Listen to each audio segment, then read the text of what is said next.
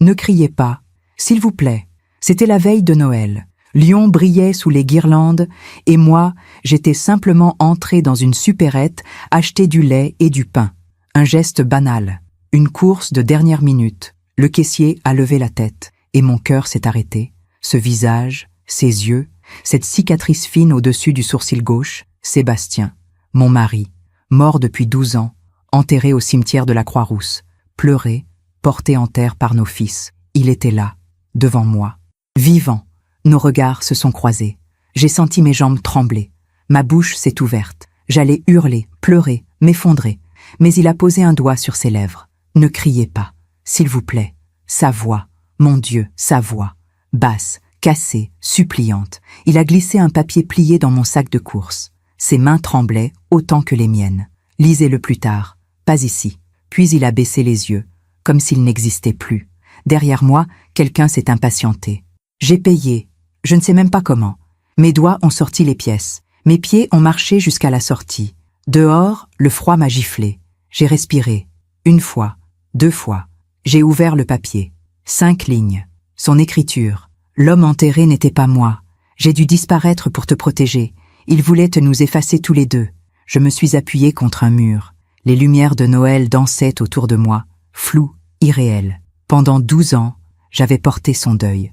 Pendant 12 ans, j'avais vécu avec ce trou dans la poitrine. Pendant 12 ans, j'avais cru que la vie m'avait arraché l'homme que j'aimais. Et maintenant, ce papier me disait que tout était faux, que quelqu'un avait voulu nous tuer, que Sébastien avait vécu, caché, seul, pendant que moi je pleurais devant une tombe vide. Je m'appelle Anaëlle Rochefort, j'ai 70 ans, et ce que je vais vous raconter, personne ne pourrait l'inventer.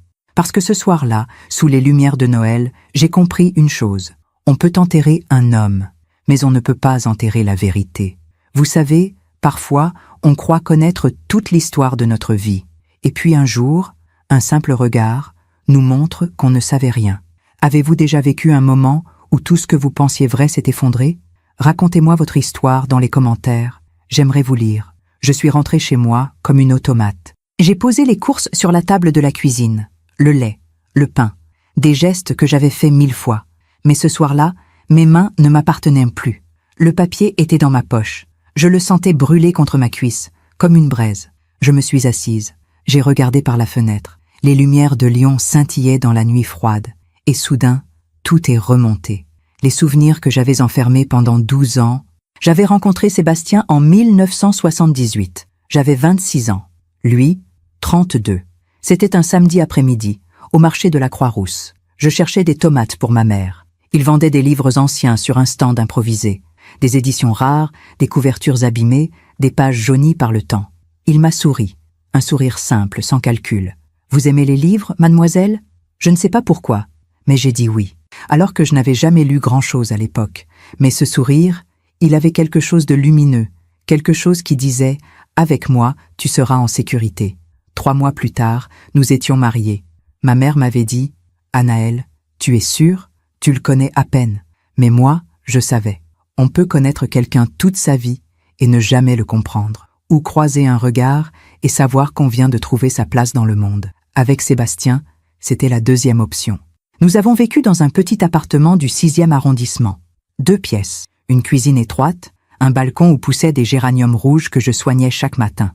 Sébastien travaillait comme expert en livres rares pour une maison d'enchères. Il évaluait des manuscrits anciens, des éditions originales, des correspondances historiques. Il adorait son métier. Il disait que chaque livre portait l'âme de ceux qui l'avaient touché avant nous. Le soir, il rentrait avec cette odeur particulière, un mélange de papier vieux, de cuir et de poussière noble. Il posait son sac. Il m'embrassait sur le front. Toujours sur le front. « Comment s'est passée ta journée, mon Anaëlle ?» Et moi, je lui racontais tout. Mes élèves de piano. Madame Lavigne qui oubliait toujours de payer ses cours. Le petit Thomas qui avait enfin réussi à jouer Clair de Lune sans faute. Il m'écoutait, vraiment. Pas comme certains hommes qui hochent la tête en pensant à autre chose. Non, Sébastien écoutait. Puis il préparait le dîner. Toujours lui. Il disait que j'étais incapable de faire cuire des pâtes sans les transformer en colle. Il avait raison. Nous avons eu 2 fils. Guillaume, en 1980. Mathis, en 1983. Sébastien était un père doux. Jamais un cri. jamais une main levée. Quand les garçons faisaient des bêtises, il s'asseyait avec eux et leur expliquait pourquoi c'était mal, avec patience, avec respect. Un enfant n'est pas un chien qu'on dresse, Anaël. C'est une conscience qu'on éveille. Je le revois encore, le dimanche matin, lisant Le Petit Prince à Guillaume sur le canapé. Mathis grimpait sur ses genoux. Moi, je préparais le café. Et je me disais, c'est ça, le bonheur. C'est exactement ça.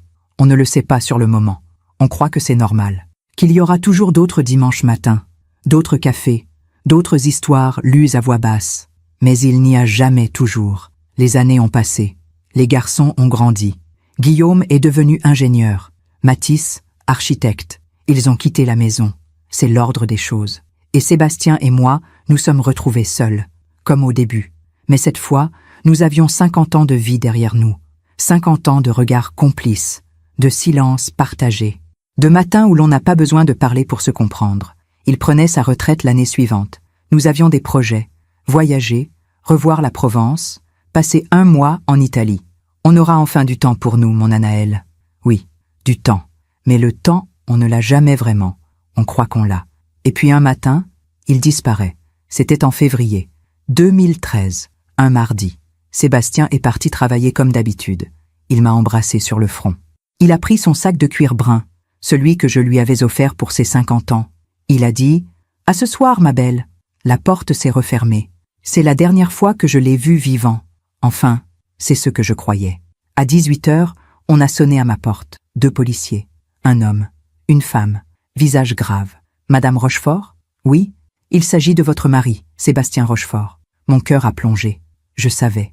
On sait toujours avant qu'on nous le dise. Il y a eu un accident. Un incendie dans l'entrepôt de la maison d'enchères. Nous sommes désolés, madame. Votre mari n'a pas survécu.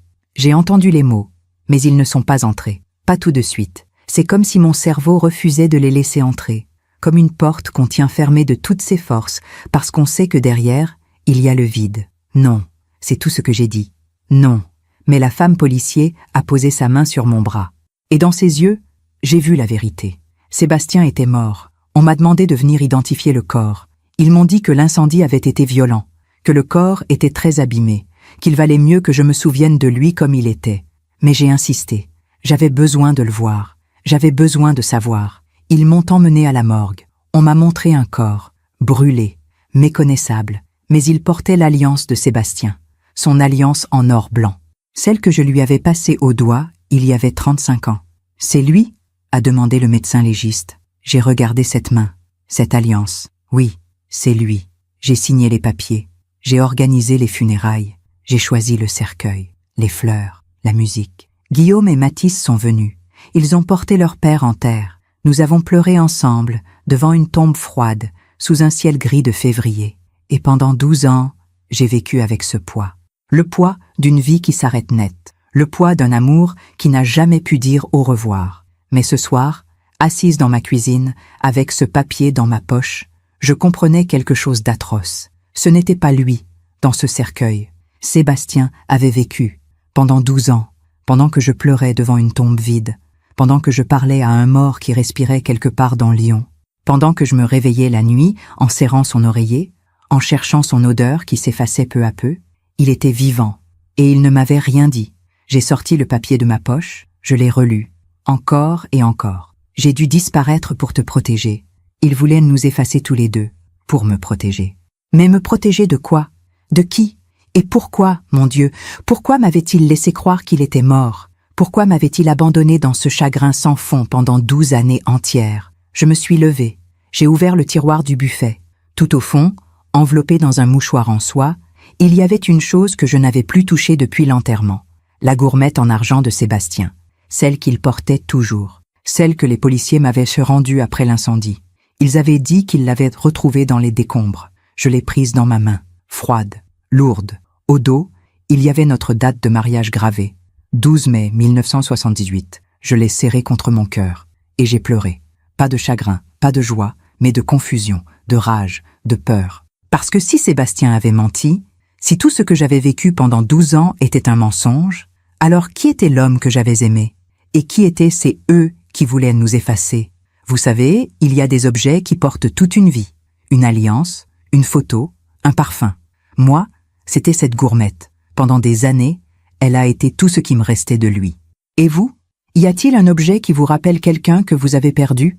Pendant que je raconte tout cela, je me demande d'où vous m'écoutez.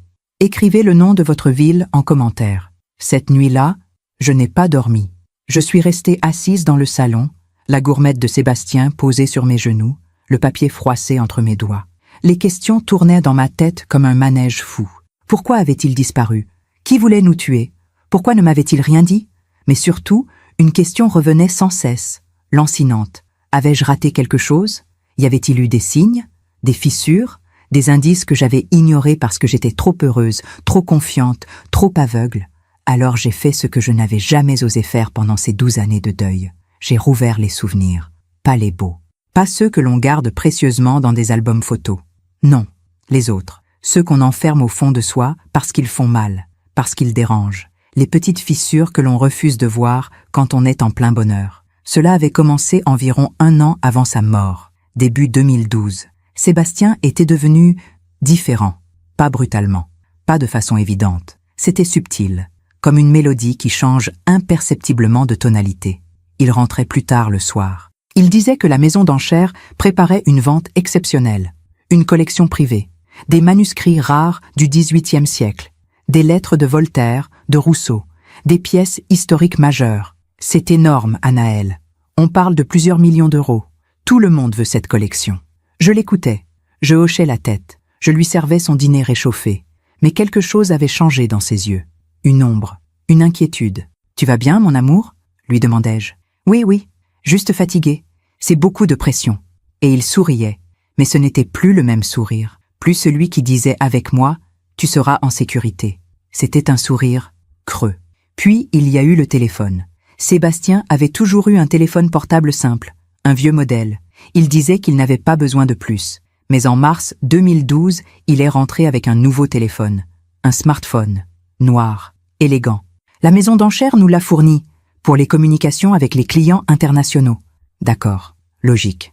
Sauf que ce téléphone, il ne le lâchait plus. À table, il le posait à côté de son assiette. Quand il sonnait, il se levait. Il sortait sur le balcon. Il parlait à voix basse. Qui c'était? Demandai-je en souriant. Un collectionneur américain. Décalage horaire. Désolé. Toujours une explication. Toujours logique. Mais moi, au fond de mon ventre, je sentais quelque chose se tordre. Ce n'était pas de la jalousie. Pas encore. C'était du malaise. Comme quand on sent qu'un orage approche sans voir les nuages. Un soir de mai, je suis rentré plus tôt que prévu de mon cours de piano. Sébastien était dans le salon. Il parlait au téléphone, en anglais. Je ne parle pas anglais, juste quelques mots. Mais son ton m'a glacé. Ce n'était pas sa voix professionnelle. Celle, courtoise et posée, qu'il utilisait avec les clients. Non, c'était une voix tendue, presque agressive. No, I told you, not like this. You're going too far. Non, je vous l'ai dit, pas comme ça, vous allez trop loin. Puis il m'a vu. Il a raccroché immédiatement. Anaël, tu es déjà là? Oui, Madame Beaumont a annulé. Qui était-ce? Un client difficile. Tu sais comment ils sont, toujours à vouloir négocier. Il m'a embrassé sur le front, comme d'habitude. Mais sa main tremblait légèrement. Je n'ai rien dit. Je suis allée dans la cuisine. J'ai préparé le dîner. Mais ce soir-là, pour la première fois en 34 ans de mariage, je me suis demandé, est-ce que je connais vraiment cet homme? En juin, il y a eu le voyage. Sébastien devait se rendre à Genève pour une expertise. 3 jours, du jeudi au samedi. C'est une collection privée suisse, très confidentielle. Je ne pourrai pas t'appeler souvent. D'accord, mon amour. Fais attention à toi. Il est parti le jeudi matin. Il m'a appelé le soir. Une conversation brève. Il était fatigué. Il avait beaucoup travaillé. Le vendredi, rien. Pas d'appel. Le samedi matin, j'ai essayé de le joindre. Messagerie. J'ai réessayé. Messagerie. À midi, il m'a enfin rappelé. Pardon, Anaël. J'étais en réunion toute la matinée. Je rentre ce soir. Il est rentré à 22 heures. Épuisé. Les traits tirés. Je l'ai aidé à défaire sa valise. Et là, j'ai vu quelque chose. Une chemise blanche, propre, pliée. Tu n'as pas porté cette chemise? Il a hésité. 1 seconde. Peut-être 2. Non. Finalement, j'ai pris l'autre. Pourquoi? Pour rien. Mais ce n'était pas pour rien. Sébastien emportait toujours le strict nécessaire en voyage. Jamais de vêtements en trop. Jamais. Pourquoi avait-il emporté une chemise qu'il n'avait pas portée? Ou peut-être l'avait-il portée et remplacée par une neuve? J'ai senti mon cœur se serrer. Non, pas lui, pas Sébastien. Mais le doute s'était glissé dans ma tête. Et une fois qu'il est là, le doute, il ne part plus. En juillet, il a commencé à recevoir du courrier étrange, des lettres sans expéditeur, des enveloppes beiges, anonymes. Il les ouvrait rapidement, il les lisait, puis il les brûlait dans la cheminée. « Qu'est-ce que c'est ?» ai-je demandé une fois. « Des documents administratifs. La maison d'enchères me demande de détruire certains papiers confidentiels, secrets professionnels. » Encore une explication logique. Mais moi, je voyais ses mains trembler quand il tenait ces lettres. Je voyais la sueur sur son front. Je voyais qu'il ne dormait presque plus. La nuit, il se réveillait. Il se levait. Il allait à la fenêtre. Il regardait la rue, longtemps, comme s'il guettait quelque chose. « Sébastien, qu'est-ce qui se passe ?»« Rien, mon amour. Juste du stress au travail. Ça va passer. » Mais ça ne passait pas. En septembre, j'ai fait quelque chose dont j'ai honte encore aujourd'hui. J'ai fouillé. Sébastien était sous la douche. Son téléphone était sur la table de nuit. Je l'ai pris. Mes mains tremblaient. Il y avait un code. Je ne le connaissais pas. J'ai essayé notre date de mariage. Mauvais code. La date de naissance de Guillaume. Mauvais code. Puis, j'ai essayé quelque chose d'idiot. Par désespoir. 1, 2, 3, 4. Le téléphone s'est déverrouillé. Mon cœur a bondi. J'ai ouvert les messages. Il y en avait des dizaines, mais tous de numéros inconnus. Aucun nom. On doit se voir. Urgent. Ils savent. Change de téléphone. Ne fais confiance à personne. Mes mains tremblaient si fort que j'ai failli lâcher le téléphone. Qui étaient ces gens? De quoi parlaient-ils? J'ai entendu l'eau s'arrêter dans la salle de bain. Vite, j'ai remis le téléphone à sa place. J'ai couru dans la cuisine. Quand Sébastien est sorti, je faisais semblant de lire un magazine. « Tout va bien, Anaël ?»« Oui. Pourquoi ? Tu es rouge ?» « C'est la chaleur. » Il m'a regardé, longtemps, comme s'il cherchait à lire en moi. Puis il a souri, ce sourire triste. « Je t'aime, tu sais ?»« Je sais. Moi aussi. » Mais ce soir-là, dans notre lit, j'ai pleuré en silence, parce que l'homme que j'aimais était en train de m'échapper. Et je ne savais pas comment le retenir. En octobre, il y a eu la voiture. Sébastien prenait toujours le tramway pour aller au travail. Toujours. Il détestait conduire en ville. Mais un soir, il est rentré dans une voiture de location. J'en ai besoin pour le travail. Des déplacements en province. Quels déplacements? Toulouse, Bordeaux, des expertises. Sauf que je ne l'ai jamais vue partir avec cette voiture. Elle restait garée en bas de l'immeuble, jour après jour, immobile. Et puis un matin, elle avait disparu. Où est la voiture? Je l'ai rendue. Je n'en avais plus besoin. Mentait-il? Disait-il la vérité? Je ne savais plus. En novembre, il a commencé à parler de déménagement. Et si on quittait Lyon? J'ai levé les yeux de mon livre. Quitter Lyon? Pourquoi? Je ne sais pas. Un nouveau départ. La Provence. Ou même l'étranger. Le Portugal, par exemple. Mais Sébastien, Guillaume et Mathis sont ici. Nos amis. Toute notre vie est ici. Justement. Peut-être qu'on a besoin de changer, de respirer. Il avait l'air désespéré. Comme un homme qui cherche une sortie dans une pièce sans porte. On en reparlera, ai-je dit doucement, mais on n'en a jamais reparlé, parce qu'un mois plus tard, il était mort. Enfin, c'est ce que je croyais. Assise dans mon salon, cette nuit-là, en décembre 2025, je comprenais enfin. Sébastien ne me trompait pas. Il ne me quittait pas. Il se préparait à disparaître. Tous ces signes, tous ces mensonges, toutes ces tensions, ce n'était pas de l'infidélité. C'était de la terreur. Il savait que quelque chose allait arriver. Il savait qu'il devait partir. Il savait qu'il devait me protéger. Et il l'a fait, en me brisant le cœur, en me laissant pleurer devant une tombe vide pendant 12 ans. J'ai serré la gourmette dans ma main. « Pourquoi, Sébastien? Pourquoi ne m'as-tu rien dit ?» Mais je connaissais déjà la réponse, parce que si j'avais su, j'aurais voulu le suivre. Et peut-être que, eux, ceux qui voulaient nous effacer, m'auraient trouvé. Il avait choisi, entre me dire la vérité et me garder en vie. Il avait choisi ma vie, même si cela signifiait me condamner à 12 ans de chagrin. Le lendemain matin, j'ai fait quelque chose que je n'aurais jamais imaginé faire. Je suis retournée à la supérette. Mes jambes tremblaient en poussant la porte. La clochette a tinté. Il était là, derrière la caisse, cheveux gris, visage marqué. Mais c'était lui, Sébastien. Il m'a vu. Ses yeux se sont écarquillés. J'ai posé un paquet de café sur le comptoir. Mes mains tremblaient. Puis j'ai murmuré, très bas, en le regardant droit dans les yeux. « Pourquoi ? Un seul mot, mais il contenait 12 ans de douleur. Il a baissé les yeux. Il a scanné le café. Il a murmuré, sans me regarder, « Parking souterrain, rue Servien, ce soir, 23 heures, niveau -2. » Puis il m'a tendu le ticket de caisse. Nos doigts se sont effleurés. Et pour la première fois en 12 ans, j'ai senti à nouveau sa chaleur. Vous savez, il y a des moments où l'on pressent que quelque chose ne va pas, mais on refuse de le voir. On se dit que c'est notre imagination, que tout va bien. Et puis un jour, on découvre qu'on avait raison depuis le début. Avez-vous déjà ignoré votre intuition, pour le regretter plus tard? J'ai passé toute la journée dans un état second. J'ai donné mes cours de piano comme une automate. Mes doigts corrigeaient les fausses notes de mes élèves, mais mon esprit était ailleurs. Parking souterrain, rue Servien, ce soir, 23 heures, niveau -2. Ces mots tournaient dans ma tête en boucle. À 18 heures, j'ai renvoyé mon dernier élève. J'ai fermé le piano. J'ai regardé l'horloge. 5 heures à attendre. 5 heures à revivre 12 ans de questions. Je me suis assise dans la cuisine. J'ai préparé du thé. Mais je n'ai pas pu le boire. Mes mains tremblaient trop. Et si c'était un piège? Et si ce n'était pas vraiment lui? Et si j'étais en train de devenir folle? Non, c'était lui. J'en étais certaine. Ses yeux, cette cicatrice au-dessus du sourcil gauche, la façon dont il avait murmuré mon prénom dans la supérette. Anaël. Personne ne prononçait mon prénom comme lui, avec cette douceur, cette tendresse. J'ai ouvert le tiroir du buffet. J'ai sorti une vieille boîte en bois, celle où je gardais ce que j'appelais nos traces. Des lettres, des photos, des billets de cinéma, des petits riens qui, mis bout à bout, racontaient une vie entière. Il y avait une photo de notre mariage, mai 1978. Sébastien portait un costume gris. Moi, une robe blanche simple. Nous rions. Il me tenait la main. Nos alliances brillaient au soleil, pour le meilleur et pour le pire. C'est ce que nous avions promis.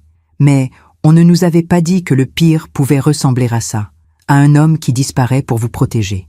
À 12 ans de deuil pour un mort qui respire. J'ai sorti une autre photo, plus récente. Décembre 2012, quelques semaines avant sa mort. Nous étions au marché de Noël de Lyon. Sébastien tenait une tasse de vin chaud. Moi, j'étais blottie contre lui. Il faisait froid. On riait. Mais en regardant bien cette photo, je voyais maintenant ce que je n'avais pas vu à l'époque. Ses yeux. Il ne riait pas. Il regardait au loin, par-dessus mon épaule, comme s'il cherchait quelque chose, ou quelqu'un.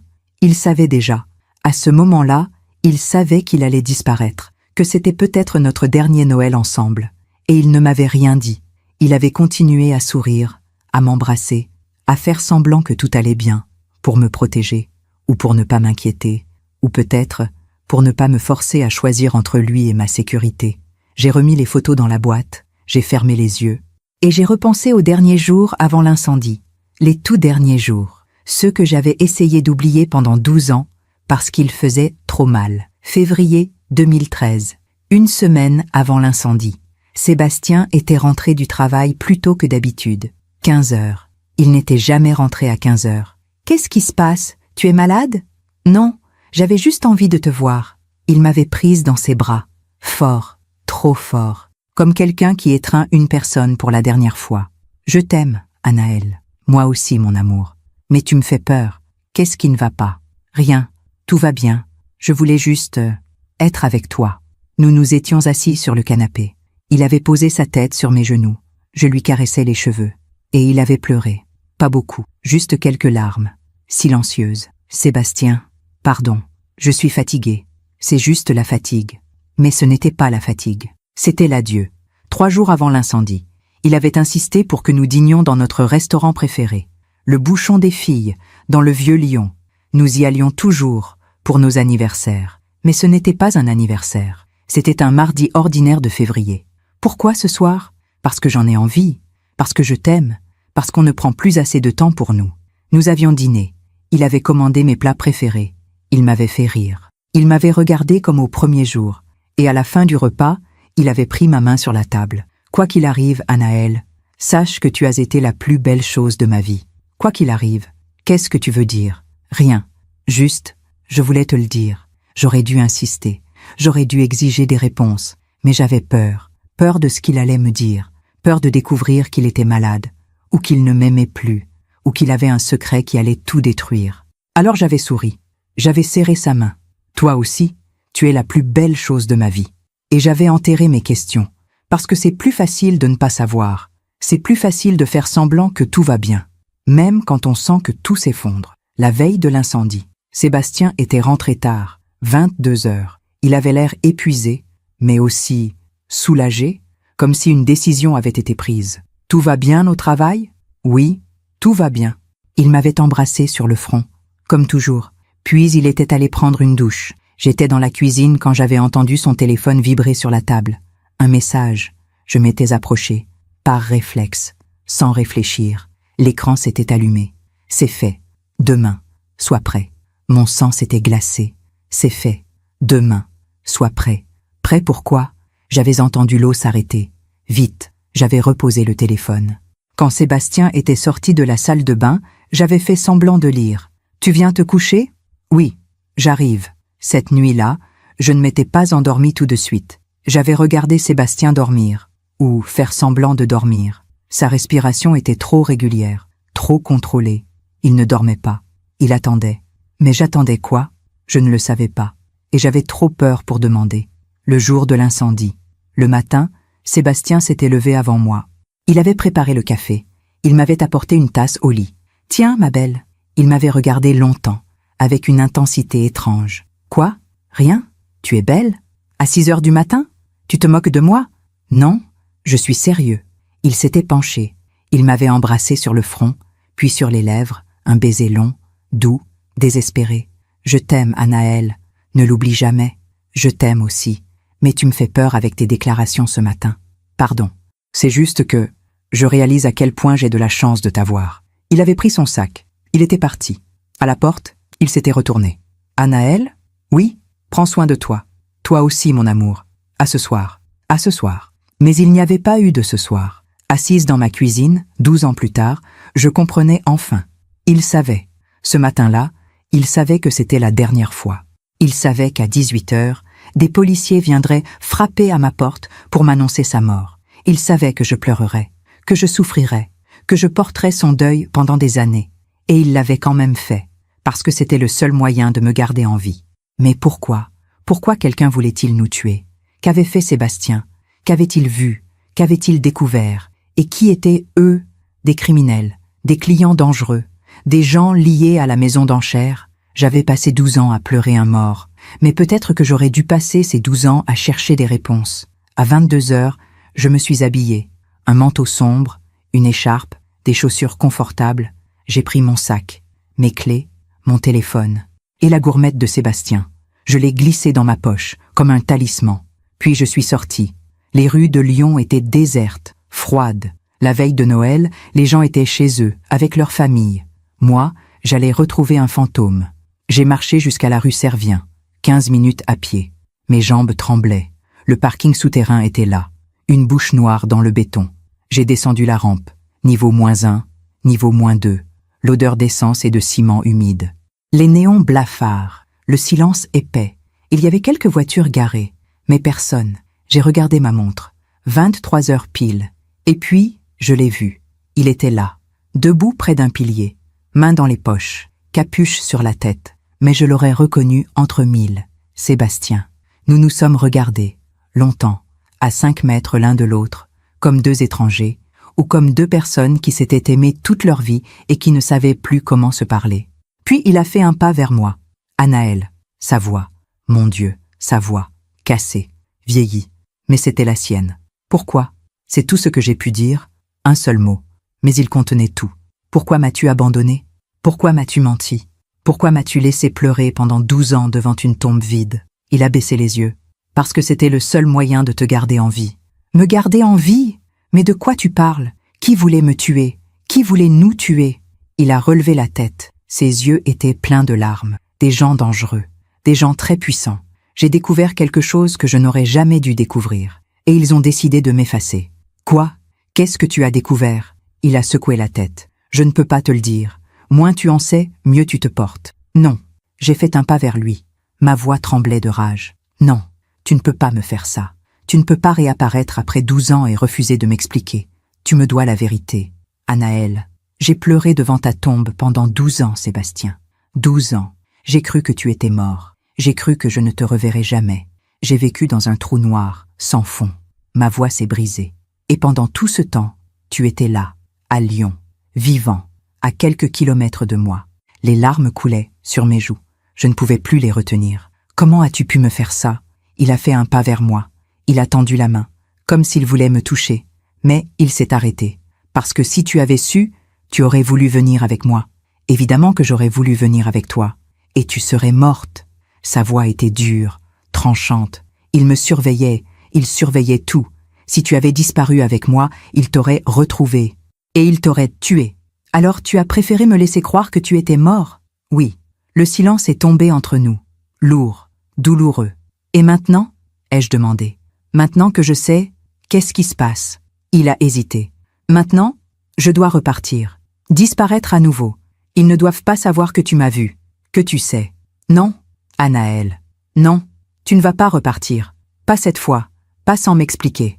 J'ai sorti la gourmette de ma poche. Je l'ai brandie devant lui. Les policiers m'ont dit qu'ils avaient retrouvé ça dans les décombres. Mais si ce n'était pas toi dans cet incendie, qui était-ce? Sébastien a fermé les yeux. Un homme qui me ressemblait. Ils l'ont arrangé pour que l'identification soit difficile, mais pas impossible. Mon sang s'est glacé. Tu veux dire qu'ils ont tué quelqu'un? Oui. Qui? Je ne sais pas. Un sans-abri peut-être. Quelqu'un que personne ne chercherait. J'ai senti mes jambes se dérober. Quelqu'un était mort à sa place. Quelqu'un avait été brûlé vif pour que Sébastien puisse disparaître. Mon Dieu, je ne voulais pas, Anaël. Je te jure que je ne voulais pas. Mais c'était eux ou moi. Eux ou toi. J'ai reculé. Je ne le reconnaissais plus. Cet homme qui me parlait de meurtre avec cette voix froide. Ce n'était pas mon Sébastien. Mon Sébastien lisait Le Petit Prince à nos fils. Mon Sébastien préparait des pâtes carbonara le dimanche. Mon Sébastien pleurait devant les films tristes. Cet homme, je ne le connaissais pas. Va-t'en. Ma voix était blanche. Anaël, va-t'en. Je ne veux plus te voir. S'il te plaît. Non. J'ai crié. Ma voix a résonné dans le parking vide. Tu m'as menti. Tu m'as abandonné. Tu as laissé un innocent mourir à ta place. Et maintenant, tu veux que je te pardonne, que je te comprenne? Les larmes coulaient sur mon visage. Je ne te connais pas. Il a reculé, comme si je l'avais frappé. Puis il a hoché la tête, lentement. Tu as raison. Tu ne me connais pas. Parce que l'homme que tu as aimé, il est mort il y a 12 ans. Ce qu'il reste de moi, ce n'est qu'une ombre. Il a fait demi-tour. Attends, il s'est arrêté. Dis-moi au moins, qui sont-ils? Donne-moi au moins ça. Il est resté immobile, dos tourné. Puis il a murmuré, si bas, que j'ai à peine entendu, des gens qui font disparaître les vérités gênantes. Des gens qui ont le pouvoir de réécrire l'histoire. Des collectionneurs, mais pas de livres, de secrets.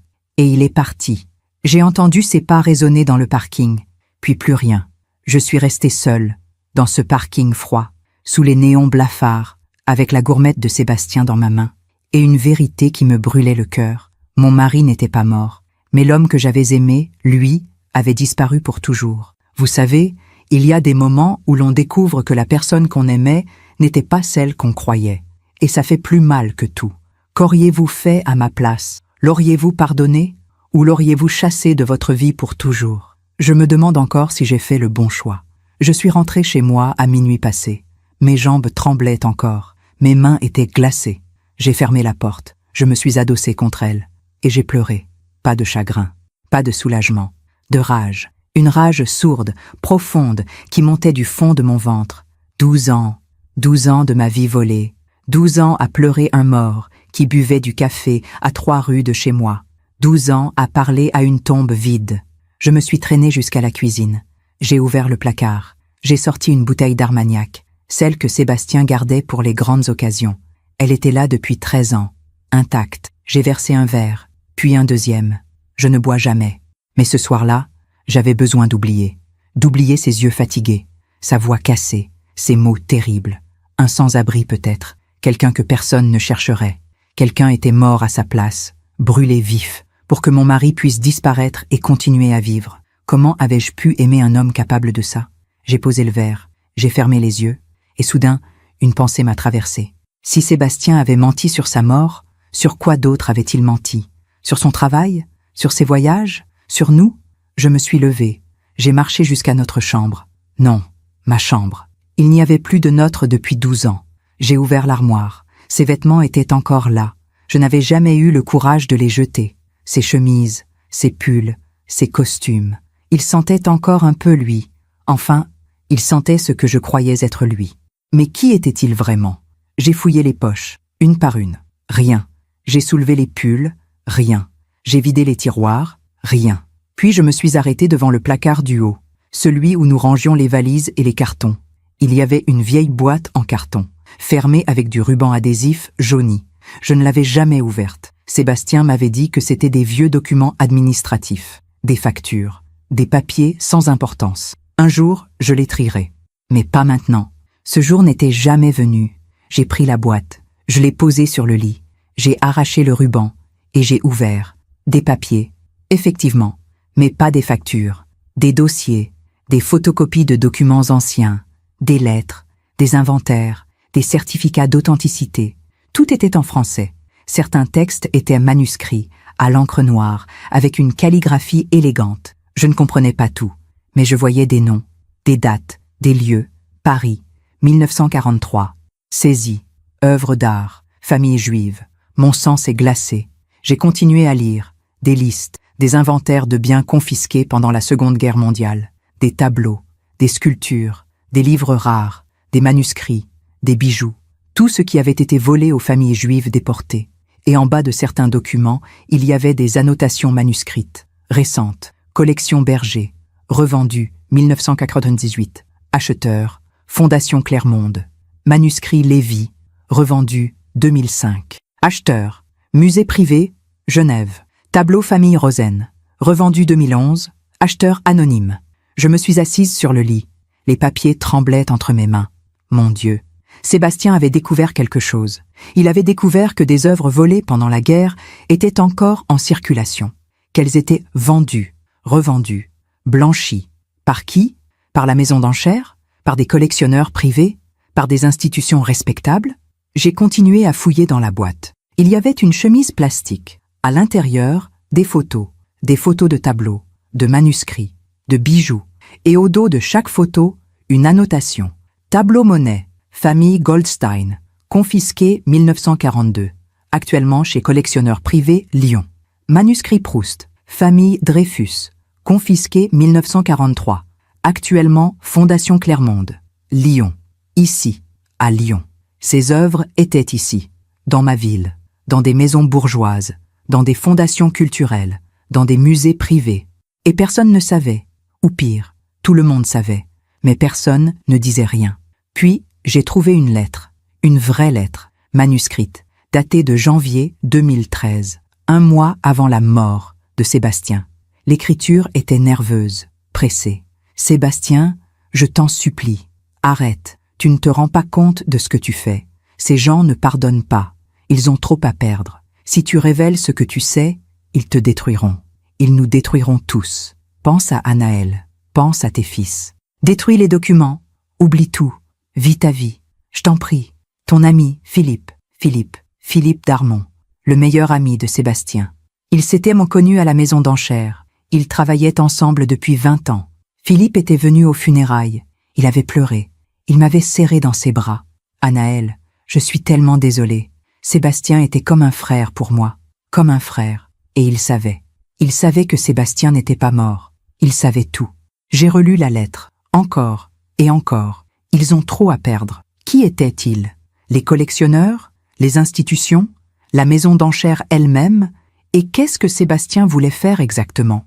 Révéler la vérité? Dénoncer le trafic? Rendre les œuvres aux familles spoliées? J'ai continué à fouiller. Tout au fond de la boîte, il y avait une enveloppe Kraft, fermée, scellée. Sur l'enveloppe, un mot écrit au stylo noir. Pour Anaël, si jamais il m'arrive quelque chose. Mon cœur s'est arrêté. J'ai ouvert l'enveloppe. À l'intérieur, une clé USB et une lettre, de l'écriture de Sébastien. Ma chère Anaël, si tu lis cette lettre, c'est que je suis mort, ou que j'ai dû disparaître. Je sais que tu ne comprendras pas. Je sais que tu me détesteras peut-être. Mais je veux que tu saches une chose. Tout ce que j'ai fait, je l'ai fait pour te protéger. Il y a 3 ans, j'ai découvert quelque chose que je n'aurais jamais dû découvrir. La maison d'enchères pour laquelle je travaille, elle n'est pas ce qu'elle semble être. Depuis des décennies, elle blanchit des œuvres volées pendant la Seconde Guerre mondiale. Des tableaux, des manuscrits, des objets précieux arrachés aux familles juives déportées. Ces œuvres sont revendues à des collectionneurs privés, à des fondations, à des musées, avec de faux certificats d'authenticité, de fausses provenances. L'argent généré finance, je ne sais pas exactement quoi, mais c'est énorme, international. J'ai essayé de contacter les autorités, mais personne ne m'a écouté, ou plutôt, certaines personnes m'ont écouté, et elles m'ont dit de me taire, parce que ce réseau est protégé par des gens puissants, des politiciens, des magistrats, des notables. Ils m'ont menacé. Ils m'ont dit que si je parlais, tu mourrais. Guillaume et Mathis aussi. Alors j'ai compris que je devais disparaître, mais avant de partir, j'ai tout documenté. Sur cette clé USB, il y a toutes les preuves. Les noms, les transactions, les faux certificats, tout. Si un jour tu peux, si un jour tu te sens en sécurité, donne cette clé à un journaliste, ou à la police, ou à qui que ce soit qui voudra écouter. Mais surtout, Anaël, surtout, protège-toi. Ne cherche pas à me venger. Ne cherche pas à faire justice. Vis ta vie. Sois heureuse. Je t'ai aimé plus que tout au monde. Pardon, Sébastien. J'ai lu la lettre 3 fois. Mes mains tremblaient si fort que le papier froissait. Il avait tout prévu. Il savait qu'un jour, peut-être, je trouverais cette boîte, que je lirais cette lettre, que je découvrirais la vérité.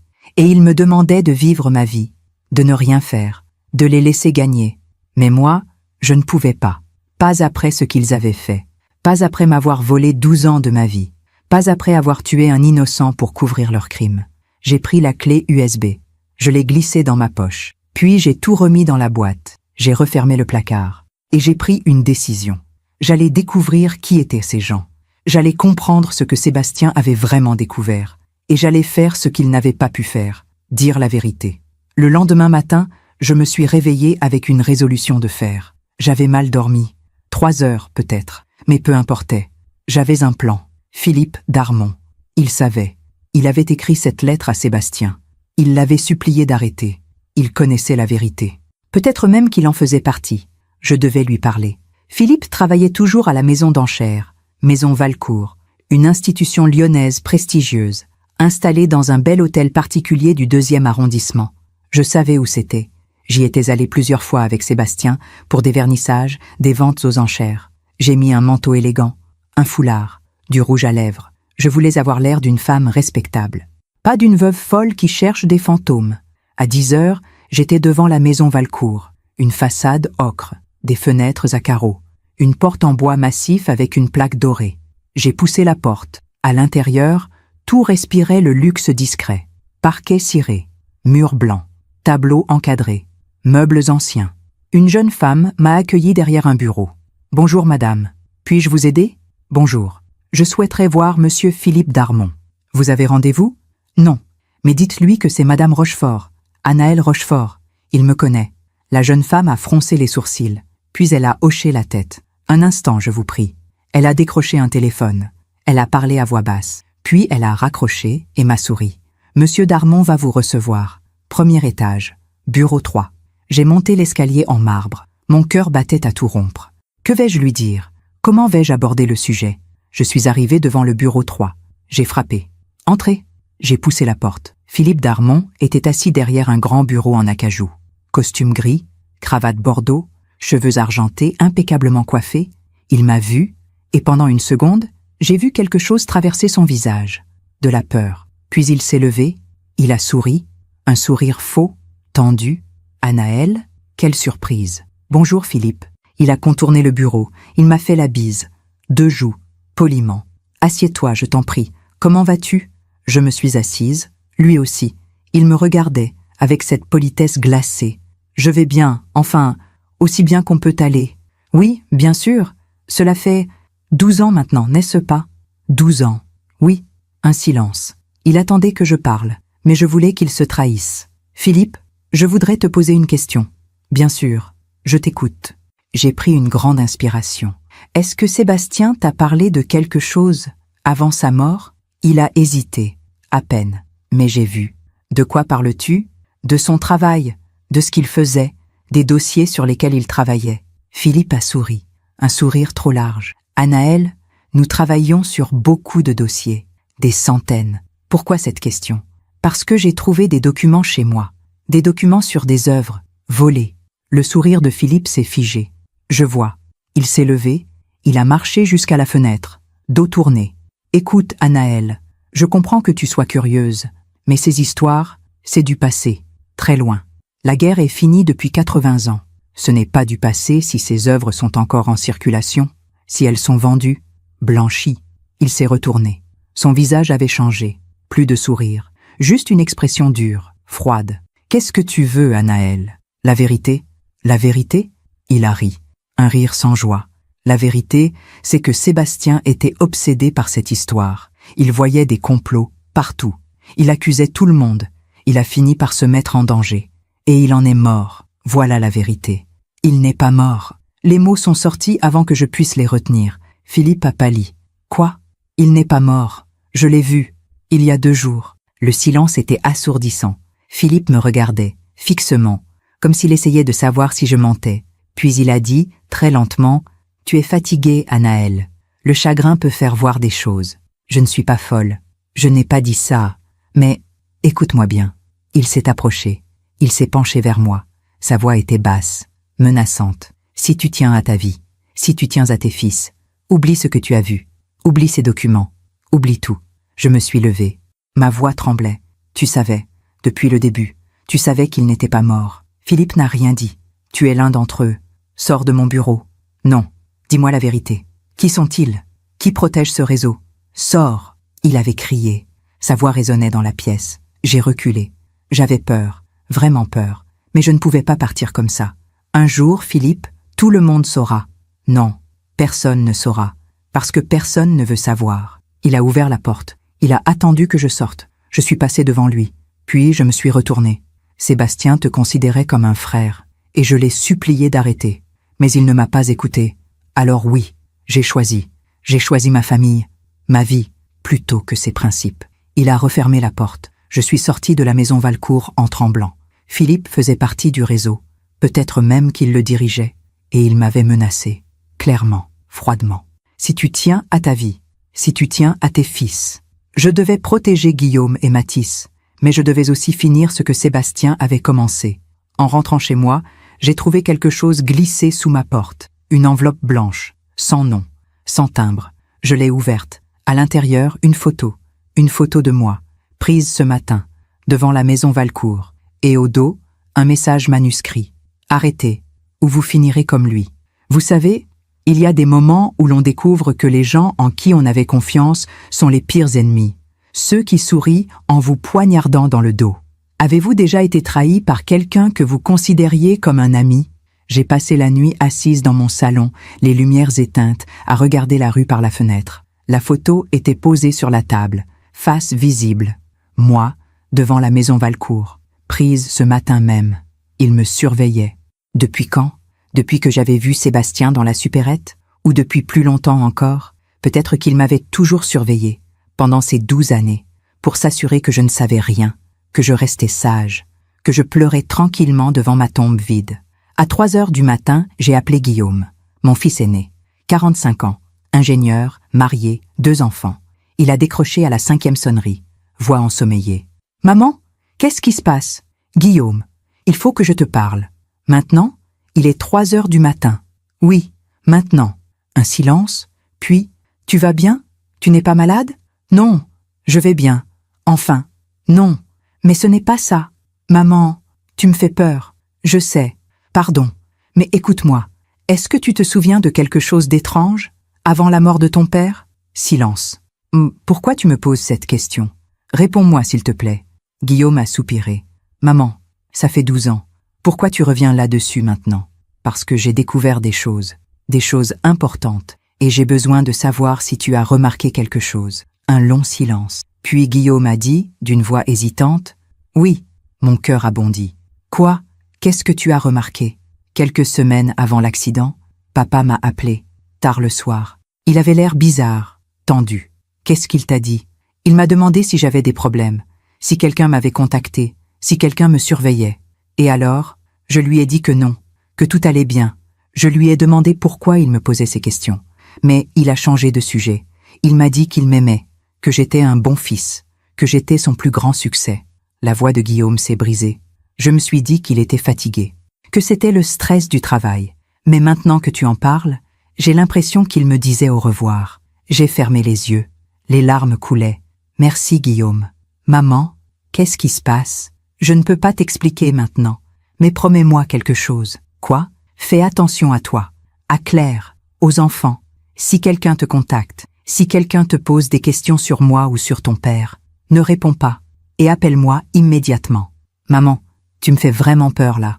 Je sais, pardon, mais promets-moi. D'accord, je te le promets. Je t'aime, mon grand. Je t'aime aussi. J'ai raccroché. J'ai appelé Mathis, mon fils cadet, 42 ans, architecte, célibataire. Il vivait à Paris. Il a décroché tout de suite. Il ne dormait jamais avant 4 heures du matin. Maman, tout va bien? Oui, enfin non. Je dois te demander quelque chose. Je t'écoute. Est-ce que papa t'a parlé de quelque chose avant sa mort? Quelque chose de bizarre?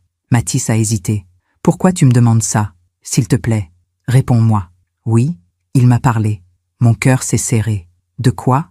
Il m'a dit qu'il avait fait une erreur, qu'il avait découvert quelque chose qu'il n'aurait jamais dû découvrir, et qu'il regrettait.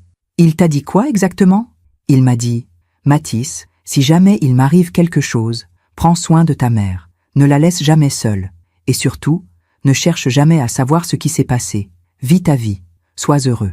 Mathis s'est tu. Puis il a ajouté d'une voix cassée.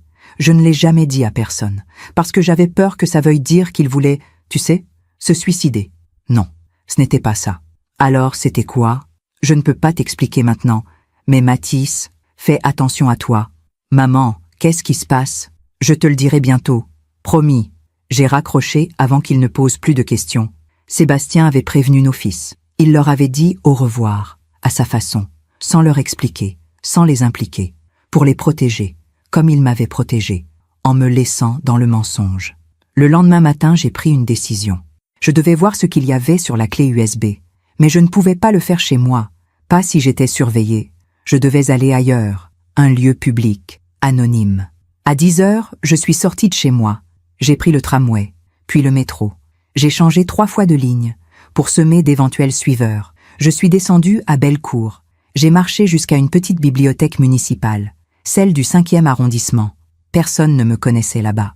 Je me suis installée devant un ordinateur, au fond de la salle, près des fenêtres. J'ai inséré la clé USB. Mon cœur battait à tout rompre. Un dossier s'est ouvert. Des dizaines de fichiers, des centaines peut-être, des documents scannés, des photos, des tableaux Excel, des vidéos. J'ai ouvert le premier fichier. Liste œuvres, volée, 1942-1945.xlsx. Un tableau. Des colonnes, des lignes, des noms, nom de l'œuvre, artiste, famille spoliée, date de confiscation, dernier propriétaire connu. J'ai fait défiler. Il y avait des centaines d'œuvres, des Monet, des Renoir, des Pissarro, des Chagall, des manuscrits rares, des bijoux, des meubles anciens. Et pour chaque œuvre, une information terrifiante. Dernier propriétaire connu, Fondation Clermont-Ferrand, Musée privé Genève, Collection Berger-Lion, Famille de Montclair Paris. J'ai ouvert un autre fichier. Transaction, suspecte, 1998-2012.xlsx. Un autre tableau. Cette fois, avec des montants. Œuvre, vendeur, acheteur, prix, date. Intermédiaire. Les sommes étaient astronomiques. 5 millions d'euros, 10 millions, 20 millions. Et dans la colonne intermédiaire, un nom revenait sans cesse. Maison Valcourt, Lyon. J'ai ouvert un fichier PDF. Certificat, authenticité, falsifié. PDF. Des dizaines de certificats, tous signés par des experts reconnus, des conservateurs de musées, des historiens de l'art, des signatures authentiques, mais des documents mensongers. Parce que ces œuvres n'avaient jamais appartenu aux familles indiquées sur les certificats. Elles avaient été volées, puis revendues avec de fausses provenances, et tout le monde fermait les yeux. J'ai ouvert une vidéo. Réunion secrète, 2011, un MP4. L'image était floue, filmée en caméra cachée, peut-être avec un téléphone. On voyait une grande salle, une table en bois, des hommes en costume assis autour. Sébastien devait avoir filmé ça lors d'une réunion de la maison d'enchères. J'ai monté le son, avec des écouteurs, une voix, autoritaire, froide. Messieurs, cette collection doit être dispersée rapidement. Les héritiers Lévy commencent à poser des questions. Nous devons agir avant qu'ils ne contactent la presse. Une autre voix. Et si quelqu'un parle? Personne ne parlera. Nous avons des garanties. Quel genre de garantie? Le genre qui fait que les gens préfèrent se taire plutôt que de risquer leur vie, ou celle de leur famille. Un rire gras. Collectif. Puis une voix que je connaissais. Philippe Darmon. Et Rochefort? Il est au courant? Rochefort fait son travail. Il évalue les œuvres. Il ne pose pas de questions. Vous en êtes sûr? Certain. Mais Philippe mentait. Parce que Sébastien avait tout enregistré. La vidéo s'est arrêtée. J'ai retiré les écouteurs. Mes mains tremblaient. Mon Dieu. Ce n'était pas juste un trafic d'œuvres d'art. C'était un réseau organisé, puissant, protégé, avec des complices partout. Dans les musées, dans les fondations, dans les institutions culturelles. Et ils étaient prêts à tuer pour protéger leurs secrets. J'ai continué à fouiller dans les fichiers. Il y avait un dossier nommé « Preuves et finales ». À l'intérieur, des emails, des échanges entre Philippe Darmon et d'autres personnes, des noms que je ne connaissais pas, mais aussi des noms que tout le monde connaissait. Maître Henri de Villeroy, avocat, ancien ministre de la Culture, docteur Alain Mercier, conservateur en chef du Musée des Beaux-Arts de Lyon, Madame Isabelle Clermonde, présidente de la Fondation Clermonde, tous complices, tous impliqués, tous protégés. Puis j'ai trouvé un fichier texte, Testament moral Sébastien.xt. Je l'ai ouvert. Si vous lisez ceci, c'est que je suis mort, ou que j'ai dû fuir. Je veux que le monde sache la vérité. Pendant des décennies, des œuvres volées aux familles juives pendant la Shoah ont été blanchies, revendues, exposées dans des lieux respectables. Des institutions culturelles, des musées, des fondations. Tout cela avec la complicité de personnes puissantes, de notables, de gens que nous respectons. J'ai essayé de parler. Personne ne m'a écouté. J'ai essayé de dénoncer. On m'a menacé. Alors j'ai choisi de fuir, pour protéger ma famille. Mais je laisse ces preuves. Pour que quelqu'un, un jour, puisse finir ce que j'ai commencé. Rendez ces œuvres à leurs légitimes propriétaires. Rendez justice aux familles spoliées. C'est tout ce que je demande. Sébastien Rochefort. Février 2013. J'ai fermé l'ordinateur. Je suis restée assise, immobile. Les larmes coulaient sur mes joues. Maintenant, je savais. Je savais pourquoi Sébastien avait dû disparaître. Je savais qui le menaçait. Je savais ce qu'il avait découvert. Et je savais ce que je devais faire. Je suis rentrée chez moi, lentement. À chaque coin de rue, je regardais derrière moi. Est-ce qu'on me suivait? Est-ce qu'on me surveillait? Je ne savais plus. La peur s'était installée, profonde, viscérale. En arrivant devant mon immeuble, j'ai vu quelque chose. Une voiture garée de l'autre côté de la rue. Moteur éteint, vitres teintées. Elle n'était jamais là d'habitude. J'ai accéléré le pas. J'ai ouvert la porte de l'immeuble. Je me suis engouffrée à l'intérieur. J'ai monté les escaliers en courant. Arrivé devant ma porte, j'ai cherché mes clés. Mes mains tremblaient. Puis j'ai entendu un bruit derrière moi. Des pas dans l'escalier. Quelqu'un montait. Vite. J'ai ouvert la porte. Je suis entrée. J'ai refermé. J'ai verrouillé. J'ai regardé par le Judas. Un homme en costume noir. Chemise blanche. Pas de cravate. Il s'est arrêté devant ma porte. Il a regardé le Judas. Comme s'il savait que j'étais là. Que je le regardais. Puis il a sorti quelque chose de sa poche. Une carte de visite. Il l'a glissée sous ma porte. Et il est reparti. J'ai attendu 5 minutes. 10 minutes. Puis j'ai ramassé la carte. Capitaine Marc Devereaux. Brigade criminelle police nationale. Au dos, un numéro de téléphone. Et un message manuscrit. Madame Rochefort, nous devons parler. Appelez-moi. Urgent. Un policier. Était-ce un piège ou une chance? Comment savoir? Peut-être qu'il était honnête. Peut-être qu'il voulait m'aider. Ou peut-être qu'il faisait partie du réseau. Qu'il était là pour me faire taire. J'ai passé la soirée à tourner en rond. Devais-je appeler? Devais-je me taire? À 23h, j'ai pris mon téléphone. J'ai composé le numéro. 3 sonneries. Capitaine Devereaux. Une voix grave. Posée. C'est Anaëlle Rochefort. Madame Rochefort, merci d'avoir appelé. Qu'est-ce que vous me voulez? Vous protéger. Me protéger de quoi? De gens dangereux. Des gens qui ne veulent pas que vous parliez. Comment savez-vous que je sais quelque chose? Un silence. Parce que votre mari nous avait contactés. Avant sa disparition. Mon cœur a bondi. Quoi? Sébastien Rochefort est venu nous voir en janvier 2013. Il nous a parlé d'un réseau de blanchiment d'œuvres d'art volées. Il voulait témoigner. Mais avant qu'on puisse ouvrir une enquête, il a disparu. Officiellement mort. Et vous n'avez rien fait? On ne pouvait rien faire. Aucune preuve. Aucun corps identifiable avec certitude. L'affaire a été classée. Alors pourquoi vous venez me voir maintenant? Parce que vous avez réveillé des fantômes. Philippe Darmon nous a contactés. Il dit que vous posez des questions, que vous avez des documents. Philippe vous a contacté? Oui. Il veut savoir ce que vous savez. Et vous? Vous travaillez pour lui? Non. Je travaille pour la vérité. Comment puis-je vous croire? Vous ne pouvez pas. Mais vous n'avez pas le choix. Si vous voulez survivre, vous devez me faire confiance. J'ai raccroché. Mon cœur battait à tout rompre. Était-ce un piège? Ou ma seule chance de m'en sortir vivante? Cette nuit-là, je n'ai pas dormi. J'ai relu la lettre de Sébastien. Encore et encore. Protège-toi. Ne cherche pas à me venger. Vis ta vie. Mais je ne pouvais pas. Parce que maintenant, je savais. Et je ne pouvais plus faire semblant. Le lendemain matin, j'ai pris une décision. J'allais rencontrer le capitaine Devreau. J'allais lui donner la clé USB. J'allais tout lui dire. Et ensuite, que Dieu me vienne en aide. Vous savez, il arrive un moment où l'on ne peut plus reculer, où l'on doit choisir entre la sécurité et la vérité, entre sa vie et sa conscience. Et vous, qu'auriez-vous choisi? Le silence et la survie, ou la vérité et le danger? J'ai rendez-vous avec le capitaine Devreau à 14 heures, dans un café. Un lieu public, le comptoir du parc, près du parc de la Tête d'Or. Il avait insisté pour que ce soit dans un endroit fréquenté. Pour ma sécurité, disait-il, ou pour la sienne. J'ai mis la clé USB dans mon sac, avec la lettre de Sébastien, et la gourmette, mes 3 talismans, mes 3 preuves que tout cela était réel, que je n'étais pas folle. À 13h30, je suis sortie de chez moi. La voiture aux vitres teintées n'était plus là. Mais je ne me sentais pas plus en sécurité pour autant. J'ai pris le tramway, puis j'ai marché. Il faisait froid, le ciel était gris, il allait neiger. Je suis arrivée au café en avance. 13h50. Je me suis installée à une table près de la fenêtre, dos au mur, comme dans les films. J'ai commandé un thé. Mes mains tremblaient tellement que j'ai renversé un peu d'eau en servant. À 14h pile, il est entré. Grand, la cinquantaine, cheveux poivre et sel, imperméable beige.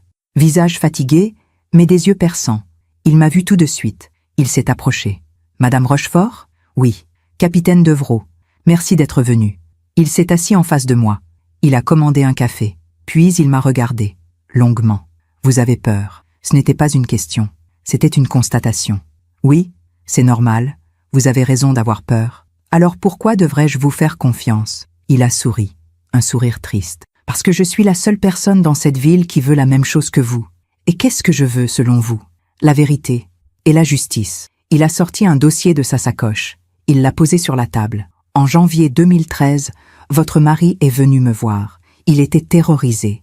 Il m'a parlé d'un réseau de blanchiment d'œuvres d'art. Il m'a dit qu'il avait des preuves, mais avant qu'il ne puisse me les donner, il a disparu. Pourquoi vous n'avez rien fait? J'ai essayé. J'ai ouvert une enquête discrète, mais on me l'a retirée. Ordre d'en haut.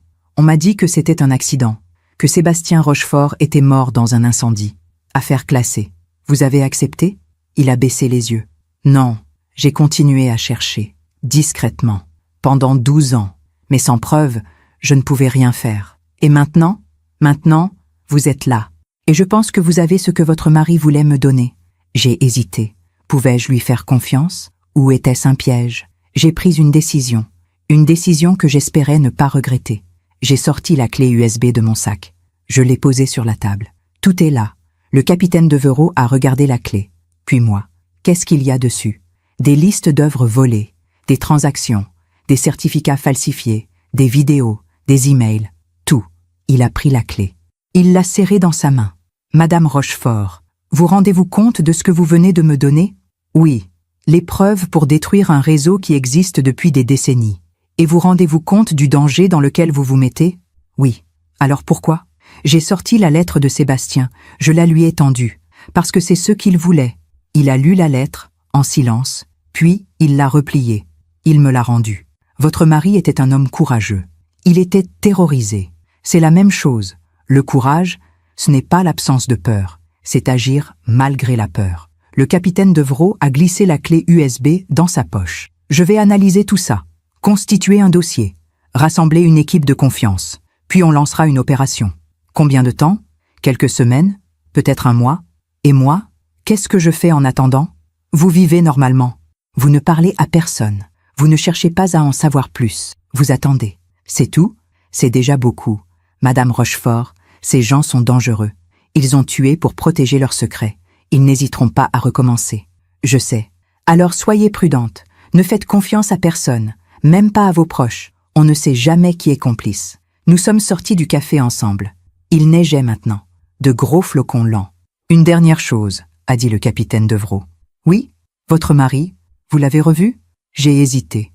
Puis j'ai hoché la tête. Oui, il y a quelques jours. Où est-il maintenant? Je ne sais pas. Il a disparu. Encore. S'il vous contacte, dites-le moi. Pourquoi? Parce qu'il est la pièce manquante, le témoin principal. Avec son témoignage, on peut tout faire tomber. Il ne témoignera jamais. Il a trop peur. Alors on fera sans lui. Mais ça sera plus difficile. Il m'a tendu sa carte. Si vous avez le moindre problème, si quelqu'un vous approche, si vous sentez un danger, appelez-moi, jour et nuit. D'accord, il est parti. Je l'ai regardé s'éloigner sous la neige. Et soudain, je me suis senti vide, comme si je venais de confier mon dernier espoir à un inconnu. Je suis rentré chez moi. Il faisait nuit, 18 heures. J'ai allumé les lumières, j'ai fermé les volets, j'ai préparé du thé, et puis j'ai pleuré. Longtemps. Pas de chagrin, pas de peur, mais d'épuisement. Épuisement de porter ce poids seul. Épuisement de ne plus savoir à qui faire confiance. Épuisement de vivre dans la peur. À 20 heures, on a sonné à ma porte. Mon cœur a bondi. Je me suis approché. J'ai regardé par le Judas. Sébastien. J'ai ouvert la porte. Il était là, trempé, tremblant, les cheveux collés par la neige. Anaël, je peux entrer? Je me suis écarté. Il est entré. J'ai refermé la porte. Je l'ai verrouillée. Nous sommes restés là, dans l'entrée, à nous regarder. Deux étrangers qui avaient partagé une vie entière. « Qu'est-ce que tu fais là ?» ai-je demandé. « Je suis venu te dire au revoir. »« Au revoir ? Je pars, demain, définitivement. Loin, très loin. Où ? Je ne peux pas te le dire. Bien sûr. » Le silence est retombé. « Anaël, je sais que tu me détestes. Je ne te déteste pas. Alors quoi ? Je ne te connais plus. » Il a fermé les yeux, comme si je l'avais frappé. Je comprends. Il s'est approché. Il a tendu la main vers mon visage. J'ai reculé. Non, pardon. Pourquoi tu es venu? Vraiment? Il a baissé les yeux. Parce que je voulais te voir, une dernière fois, te dire, me dire quoi? Que tu m'aimes? Que tu as fait ça pour moi? Ma voix tremblait de rage. Tu m'as volé 12 ans de ma vie, Sébastien. 12 ans. Je sais. Tu m'as laissé pleurer devant une tombe vide. Je sais. Tu m'as laissé croire que tu étais mort. Je sais. Il avait crié. Sa voix résonnait dans l'appartement. Il s'est effondré. Il est tombé à genoux. Il pleurait. Je sais, Anaël. Je sais. Et je m'en veux chaque jour, chaque heure, chaque minute. Alors pourquoi tu ne m'as rien dit? Pourquoi tu ne m'as pas laissé choisir? Parce que tu aurais choisi de venir avec moi. Et tu serais morte. Comment tu peux en être sûre? Parce qu'ils m'ont dit, clairement, si tu disparaissais avec moi, ils te retrouveraient. Et ils te tueraient, devant moi, pour me punir. Il a levé les yeux vers moi, des yeux rougis, brisés. Je ne pouvais pas prendre ce risque. Je me suis assise par terre, à côté de lui. Nous étions là, tous les deux, sur le sol froid de l'entrée, comme deux naufragés échoués sur une plage. J'ai donné la clé USB à un policier, ai-je dit. Sébastien a relevé la tête brusquement. Quoi? La clé USB que tu avais laissée, avec toutes les preuves.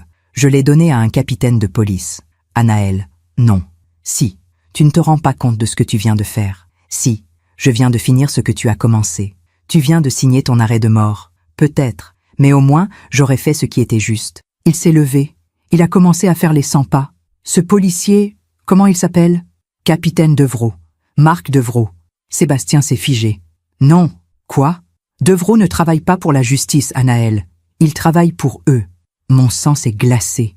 Qu'est-ce que tu racontes? Marc Devrault, brigade criminelle.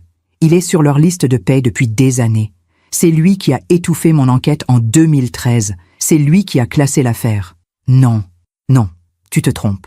Je ne me trompe pas. Il a sorti son téléphone. Il a cherché quelque chose. Puis il m'a montré l'écran. Une photo. Sébastien l'avait prise en caméra cachée. On voyait Marc Devrault, dans un restaurant, assis en face de Philippe Darmon. Il riait. Il trinquait. Cette photo date de février 2013, une semaine après ma disparition. J'ai senti le sol se dérober sous mes pieds. Non, Anaël, tu viens de donner toutes les preuves au seul homme qui peut les faire disparaître définitivement. Mon Dieu, je me suis levé. J'ai couru vers le téléphone. J'ai composé le numéro de Devrault. Ça sonnait. Une fois, 2 fois, 3 fois. Messagerie. Merde. J'ai essayé encore. Encore. Rien. Sébastien m'a pris par les épaules. Écoute-moi, tu dois partir. Maintenant. Partir où? N'importe où. Loin de Lyon. Loin de la France. Je ne peux pas. Guillaume. Mathis. Ils iront bien. Mais toi, tu es en danger. Je ne partirai pas. Anaël? Non. Je l'ai repoussé. Ma voix tremblait de rage et de désespoir. Tu m'as déjà volé 12 ans. Tu ne me feras pas fuir maintenant. Alors tu vas mourir. Peut-être, mais au moins j'aurai vécu. Vraiment vécu. Pas comme un fantôme qui pleure un mort imaginaire. Il m'a regardé, longuement. Puis il a dit, d'une voix cassée, « Tu es devenue plus forte que moi. » Non, je suis devenue plus en colère. C'est la même chose. On a sonné à la porte. Nous nous sommes figés. « Tu attends quelqu'un » a murmuré Sébastien. Non. Il s'est approché du Judas. Il a regardé, puis il s'est retourné vers moi. Son visage était blanc. Ils sont là. Qui? 2 hommes, en costume. On a sonné encore, plus fort, plus insistant. Puis une voix, grave, autoritaire. Madame Rochefort, police, ouvrez. Sébastien m'a pris la main. Il y a une sortie de secours? Le balcon. Il donne sur la cour intérieure. On peut descendre? Je ne sais pas. C'est haut. 3e étage. On n'a pas le choix. On a couru vers le balcon. J'ai ouvert la porte-fenêtre. Le froid nous a giflés. Il neigeait toujours. Sébastien a regardé en bas. Il y a une échelle de secours. Là. Elle est rouillée. Elle va céder. Ou on essaie, ou on reste. Et on meurt. Derrière nous, des coups violents contre la porte d'entrée. Madame Rochefort, ouvrez immédiatement. Puis, un grand bruit. Ils enfonçaient à la porte. Vas-y, a dit Sébastien. Non, toi d'abord. Anal, vas-y. J'ai enjambé la rambarde. J'ai posé le pied sur l'échelle. Elle a grincé, mais elle a tenu. J'ai commencé à descendre. 1 marche, 2 marches. Sébastien me suivait. J'ai entendu la porte d'entrée céder. Des voix, des pas dans l'appartement. Elle n'est pas là. Cherchez partout. Le balcon. J'ai accéléré. L'échelle tremblait sous mon poids. Sébastien descendait derrière moi. Soudain, un cri d'en haut. Là, sur l'échelle. Un homme est apparu sur le balcon. Il a sorti quelque chose de sa veste. Une arme. Arrêtez-vous. Sébastien s'est retourné. Descends, Anal. Descends. J'ai sauté les derniers barreaux. Je suis tombé sur le sol enneigé de la cour. Sébastien a sauté derrière moi. Un coup de feu a claqué. Le bruit a résonné dans la cour. Sébastien est tombé. Non. Je me suis précipité vers lui. Il était au sol. Du sang sur sa chemise. À l'épaule. Ça va. C'est rien. Cours. Je ne te laisserai pas. Cours. Il m'a poussé. Fort. J'ai couru. Vers la sortie de la cour. Vers la rue. Derrière moi, des cris. Des pas. J'ai couru. Sans me retourner. Sans savoir si Sébastien me suivait. Sans savoir s'il était vivant. Sans savoir si je le reverrais un jour. J'ai couru dans les rues de Lyon. Sous la neige. Dans le froid. Je ne savais pas où j'allais. Je courais. C'est tout. Jusqu'à ce que mes poumons brûlent. Jusqu'à ce que mes jambes cèdent. Jusqu'à ce que je m'effondre. Dans une ruelle. Derrière une benne à ordures. Je suis restée là. Recroquevillée. Tremblante. La neige tombait sur moi. J'ai fermé les yeux. Et j'ai pensé à Sébastien. À son visage quand il était tombé. À son sang sur la neige. À sa voix qui me criait de courir. J'avais tout perdu. Les preuves. Ma sécurité. Ma maison. Et peut-être l'homme que j'avais aimé toute ma vie. Vous savez, il y a des moments où l'on perd tout, où tout s'effondre, où l'on se retrouve seul, dans le froid, sans savoir quoi faire. Avez-vous déjà tout perdu? Comment avez-vous trouvé la force de continuer? Je ne sais pas combien de temps je suis resté là, dans cette ruelle, derrière cette benne. 1 heure, peut-être 2. Le froid m'engourdissait. La neige s'accumulait sur mes épaules, sur mes cheveux. J'aurais pu mourir là, gelé, seul. Et peut-être que c'était ce qui devait arriver. Mais quelque chose en moi refusait. Une petite voix, têtue, obstinée. Lève-toi. Non, je suis fatigué. Lève-toi. Je ne peux pas. Lève-toi. Je me suis levé. Mes jambes tremblaient. Mes doigts étaient engourdis. Mes lèvres violettes. Mais je me suis levé. Parce que si je mourais là, maintenant, alors ils avaient gagné. Et je ne pouvais pas les laisser gagner. J'ai marché, sans savoir où j'allais. Les rues étaient désertes, il devait être minuit passé. Mes vêtements étaient trempés, mes cheveux gelés. Je ressemblais à une sans-abri, à une folle. Peut-être que je l'étais devenue. J'ai marché jusqu'à la gare de Perrache. La gare était ouverte, chauffée. Il y avait des gens, des voyageurs, des SDF qui dormaient sur les bancs. Je me suis assise, j'ai fermé les yeux et j'ai réfléchi. Qu'est-ce que je faisais maintenant? Je ne pouvais pas rentrer chez moi. Il m'attendait, sûrement. Je ne pouvais pas appeler Guillaume ou Matisse, je les mettrais en danger. Je ne pouvais pas aller à la police. Ils en faisaient partie. Alors quoi? J'ai sorti mon téléphone de ma poche. Il était mouillé, mais il fonctionnait encore. J'avais 3 appels manqués. De Guillaume. Et un message. Maman, où es-tu? Des policiers sont venus chez moi. Ils te cherchent. Ils disent que tu es en danger. Rappelle-moi, s'il te plaît. Mon cœur s'est serré. Ils étaient allés chez Guillaume. Pour me trouver. Ou pour le menacer. Je devais le prévenir. Mais comment? Sans mettre son téléphone sur écoute? Puis j'ai eu une idée. Il y avait un cybercafé près de la gare, ouvert 24 heures sur 24. J'y suis allé. J'ai payé 1 heure d'ordinateur. Je me suis connecté à une boîte email temporaire, anonyme. Et j'ai écrit à Guillaume, sur sa boîte personnelle. Celle qu'il utilisait pour ses projets privés, pas celle qu'il donnait à tout le monde. Mon chéri, c'est maman. Ne réponds pas à ce message. Ne me cherche pas. Les policiers qui sont venus te voir ne sont pas honnêtes. Ils travaillent pour des gens dangereux. Je vais bien. Je suis en sécurité. Mais je ne peux pas te dire où je suis. Vis ta vie. Protège Claire et les enfants. Ne parle à personne de moi. Si quelqu'un te demande où je suis, dis que tu ne sais pas, parce que c'est la vérité. Je t'aime, plus que tout. Maman. J'ai envoyé le message, puis j'ai écrit le même à Matisse. Ensuite, j'ai supprimé la boîte email. J'ai effacé l'historique de navigation. Et je suis sorti. Dehors, il neigeait toujours. Je me suis arrêté sous un réverbère. Et j'ai pensé à Sébastien. Était-il vivant? Il avait été touché à l'épaule. Du sang. Beaucoup de sang. Mais il avait parlé. Il m'avait dit de courir. Donc il était vivant, à ce moment-là. Mais maintenant, avait-il réussi à s'échapper? Ou l'avait-il attrapé? Je ne savais pas. Et je ne pouvais pas le savoir. J'ai marché encore. Mes pieds me faisaient mal. Mes chaussures étaient trempées. Mais je continuais. Jusqu'à ce que j'arrive devant une église. Église Saint-Bruno des Chartreux. Une vieille église baroque, massive, silencieuse. La porte était ouverte. Je suis entré. À l'intérieur, il faisait chaud. Il y avait des bougies allumées, une odeur d'encens. Personne. Juste moi. Et Dieu. Si tant est qu'il existait. Je me suis assise sur un banc, tout au fond, et j'ai pleuré. Pas de rage, pas de peur, mais de chagrin. Pur, profond. Pourquoi? Pourquoi tout cela nous était-il arrivé? Pourquoi Sébastien avait-il découvert ses secrets? Pourquoi n'avait-il pas détourné le regard? Comme tout le monde, pourquoi avait-il voulu être juste? Et pourquoi cela nous avait-il coûté si cher? Je suis restée là longtemps, à regarder les bougies, à écouter le silence. Et peu à peu, une pensée s'est formée dans mon esprit. Une pensée claire, lumineuse. Je ne pouvais pas récupérer les preuves. Devereux les avait, et il les ferait disparaître. Je ne pouvais pas compter sur la police. Ils étaient complices. Je ne pouvais pas compter sur Sébastien. Il était blessé, peut-être mort, peut-être en fuite, mais je pouvais faire quelque chose. Je pouvais parler, pas à la police, pas à des magistrats corrompus, mais au monde, aux gens, à ceux qui ne savaient pas, à ceux qui croyaient que les musées étaient purs, que les fondations étaient nobles, que les collectionneurs étaient respectables. Je pouvais dire la vérité. J'ai sorti mon téléphone. J'avais vu assez de fichiers sur cette clé USB. J'avais lu assez de noms, de dates, de transactions. Je ne me souvenais pas de tout, mais je me souvenais de l'essentiel. Et l'essentiel, c'était déjà beaucoup. Je me suis reconnecté au cybercafé. J'ai ouvert une nouvelle boîte email anonyme. Et j'ai commencé à écrire. Aux journalistes, aux historiens, aux associations de défense des victimes de la Shoah. Je m'appelle Anaëlle Rochefort. J'ai 70 ans. Je vis à Lyon.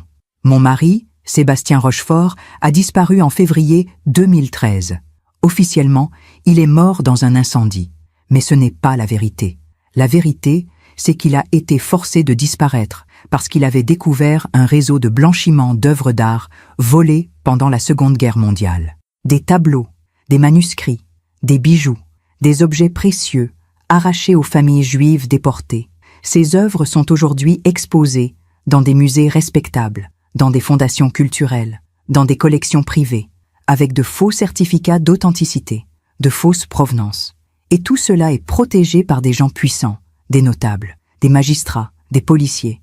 Mon mari avait réuni des preuves. Il voulait témoigner, mais on l'a fait taire. Moi, je n'ai plus les preuves, mais j'ai ma voix. Et je vous donne des noms, des lieux, des dates. Vérifiez, enquêtez, cherchez, et vous trouverez la vérité. Puis j'ai listé tout ce dont je me souvenais. La Fondation Clermonde, Lyon, présidente, Isabelle Clermonde. La Maison Valcourt, Lyon. Directeur, Philippe Darmon. Le musée privé de Genève, Suisse. Des tableaux de Monet volés à la famille Goldstein en 1942. Des manuscrits de Proust volés à la famille Dreyfus en 1943. Des transactions entre 1998 et 2012. Montant, plusieurs millions d'euros. Des certificats falsifiés signés par des experts reconnus. Un réseau protégé par le capitaine Marc Devreau. Brigade criminelle, Lyon. J'ai relu le message. Mes mains tremblaient. Si j'envoyais ça, il n'y aurait plus de retour en arrière. Ils me traqueraient. Ils essaièrent de me faire taire. Mais au moins, le monde saurait. Au moins, quelqu'un chercherait. Au moins, la vérité aurait une chance. J'ai envoyé le message. À 10 adresses différentes. Des grands journaux nationaux. Le Monde, Libération, Le Figaro. Des journaux d'investigation. Mediapart, France Info. Des associations. Le Mémorial de la Shoah. La Fondation pour la mémoire de la déportation. Envoi. J'ai fermé l'ordinateur. Je me suis levé. Et j'ai senti quelque chose en moi. Un calme profond, serein. Parce que j'avais fait ce que je devais faire. Pas pour me venger, pas pour détruire ces gens, mais pour rendre justice, pour que les familles spoliées sachent où étaient leurs biens, pour que leurs noms ne soient pas effacés, pour que l'histoire ne soit pas réécrite par ceux qui avaient profité du malheur. Je suis sorti du cybercafé. Il était 4 heures du matin. Le ciel commençait à pâlir à l'est. La neige avait cessé.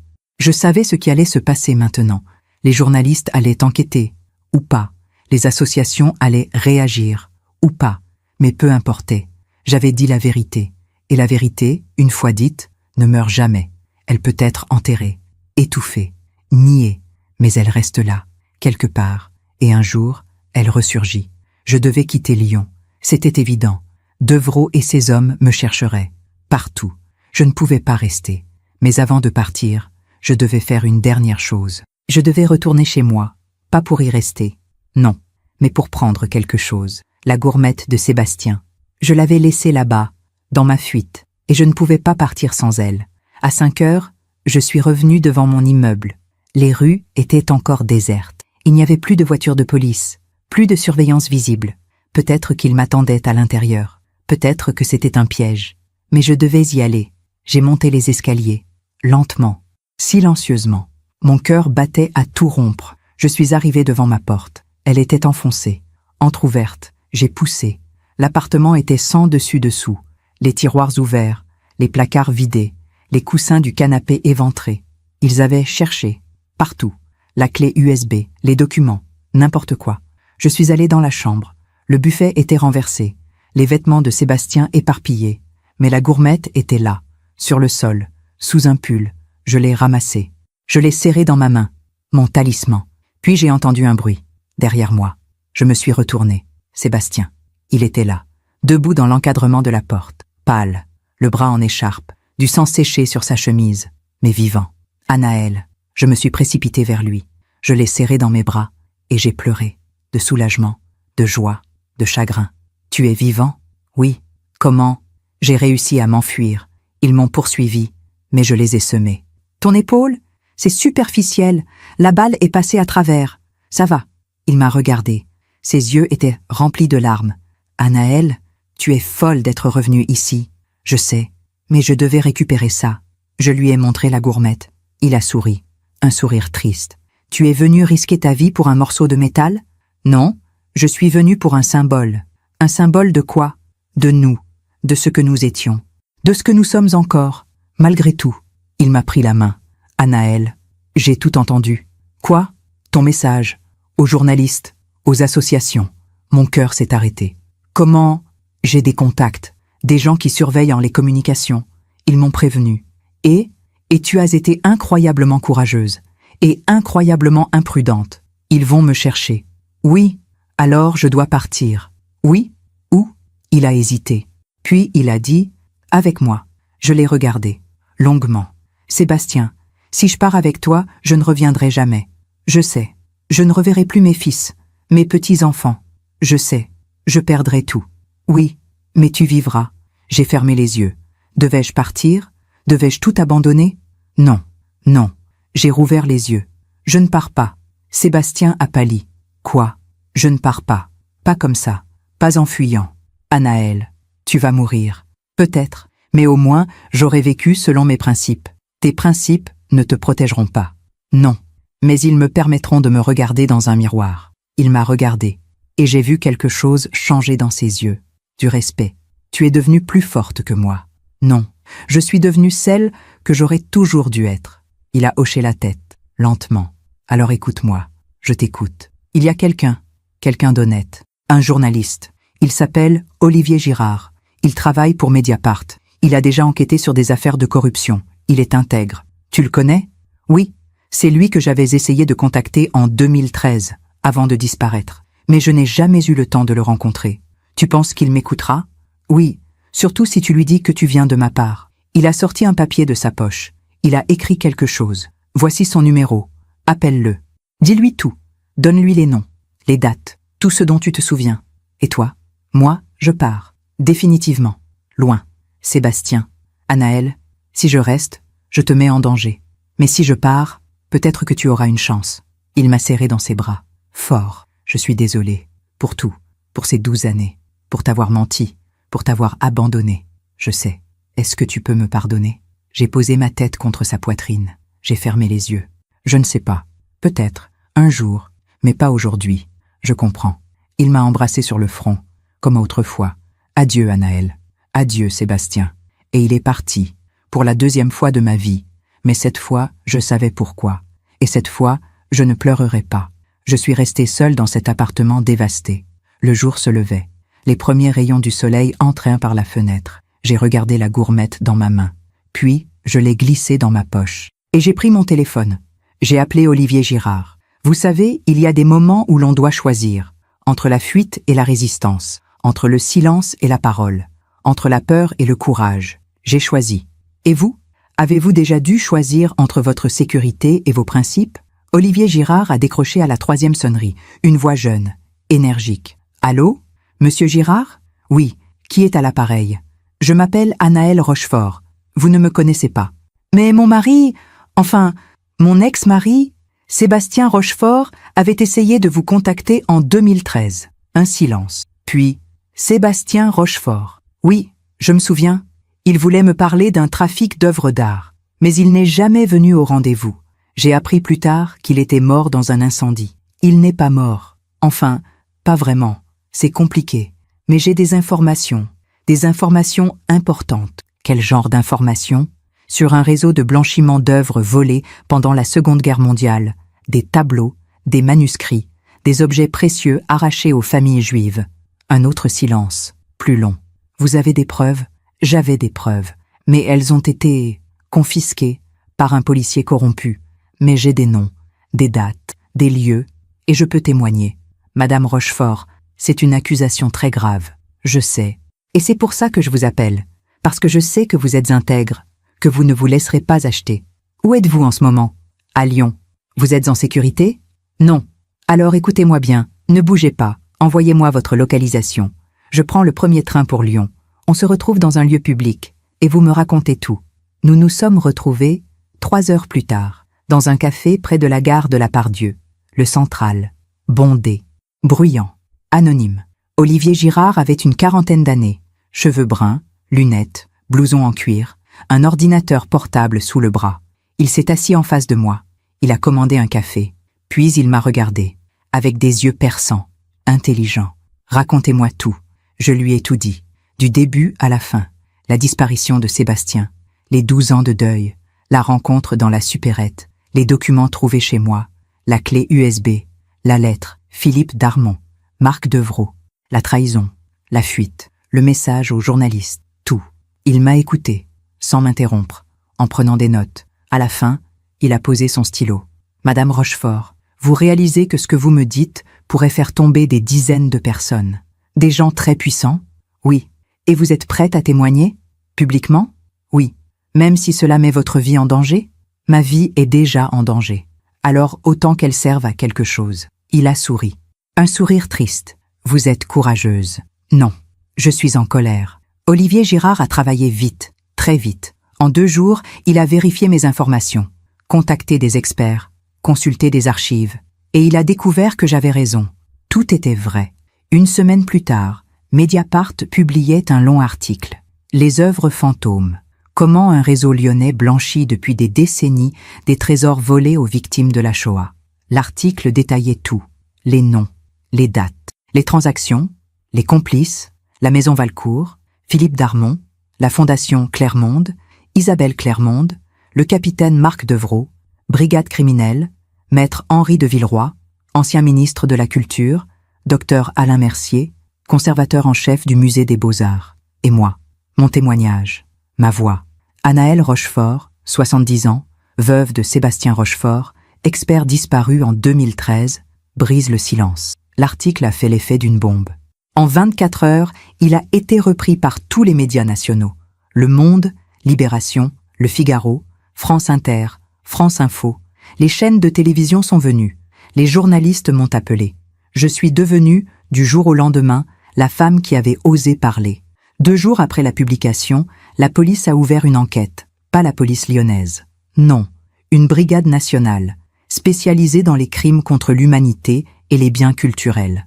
Ils ont perquisitionné la maison Valcourt. Ils ont saisi des dizaines de documents, des ordinateurs, des tableaux, des manuscrits. Ils ont interrogé Philippe Darmon. Il a nié, évidemment. Mais les preuves étaient là. 1 semaine plus tard, Philippe Darmon a été placé en garde à vue, puis mis en examen, pour recel d'œuvres volées, blanchiment, complicité de crimes de guerre. Isabelle Clermonde a été arrêtée à son domicile, une magnifique villa dans le 6e arrondissement, vue sur le parc. Elle hurlait, elle disait qu'on la persécutait, qu'elle était innocente, mais dans son coffre-fort, les enquêteurs ont trouvé 3 tableaux, des monnaies, volées à la famille Goldstein en 1942, avec de faux certificats de provenance. Marc Devreau a été suspendu, puis arrêté, puis mis en examen pour corruption, complicité, entrave à la justice. Il a tout nié. Il a dit que j'étais folle, que j'inventais tout. Mais son compte bancaire parlait pour lui. Des virements réguliers, depuis des années, de sociétés offshore, liées à la maison Valcourt, des centaines de milliers d'euros. Maître Henri de Villeroy s'est suicidé, 3 semaines après la publication de l'article. Il s'est jeté du 5e étage de son cabinet d'avocat. Il a laissé une lettre. Je ne peux plus vivre avec ce poids. Pardon. Docteur Alain Mercier a démissionné de son poste au musée. Il n'a pas été arrêté. Pas assez de preuves directes contre lui. Mais sa réputation a été détruite. Plus personne ne voulait travailler avec lui. Plus aucune institution ne voulait de son expertise. Il a quitté Lyon. On dit qu'il vit maintenant dans un petit appartement à Marseille. Seul. Ruiné. Oublié. La maison Valcourt a fermé ses portes. Mise sous séquestre judiciaire. Tous les employés ont été licenciés. Le bâtiment est vide maintenant. Les fenêtres sont condamnées. Un panneau.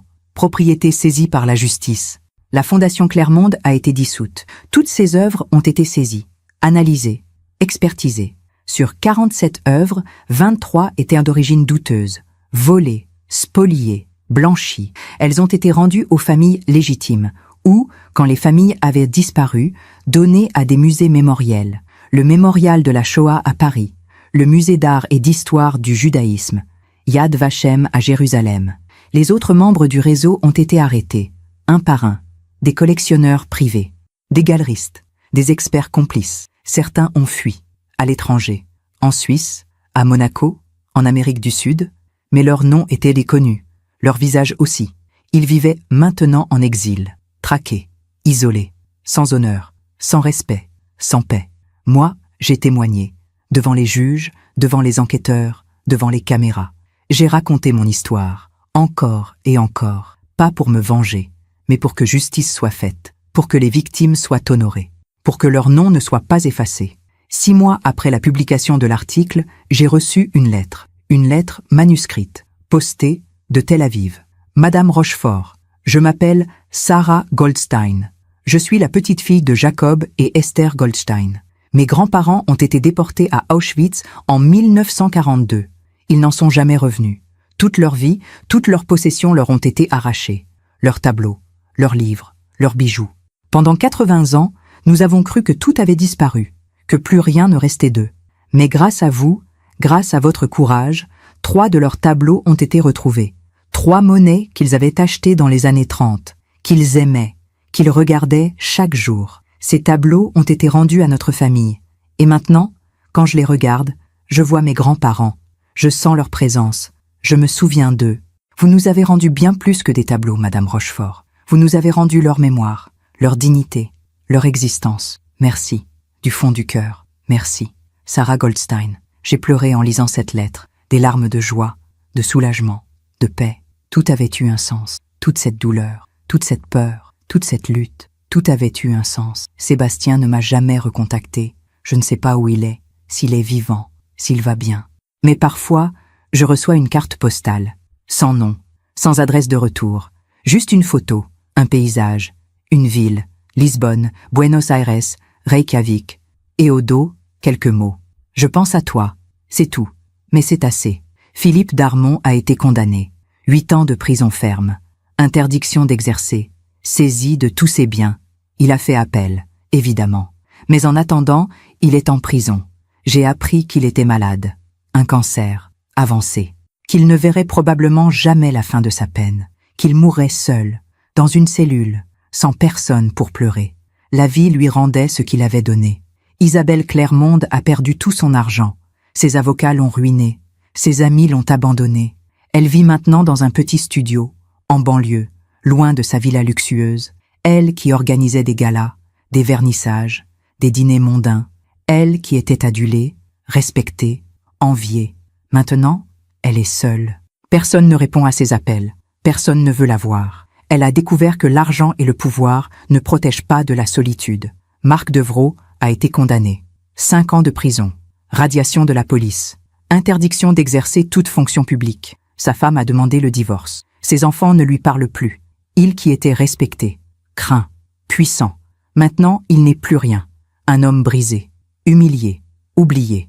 Et moi, j'ai survécu. Pas physiquement. Ça, c'était facile.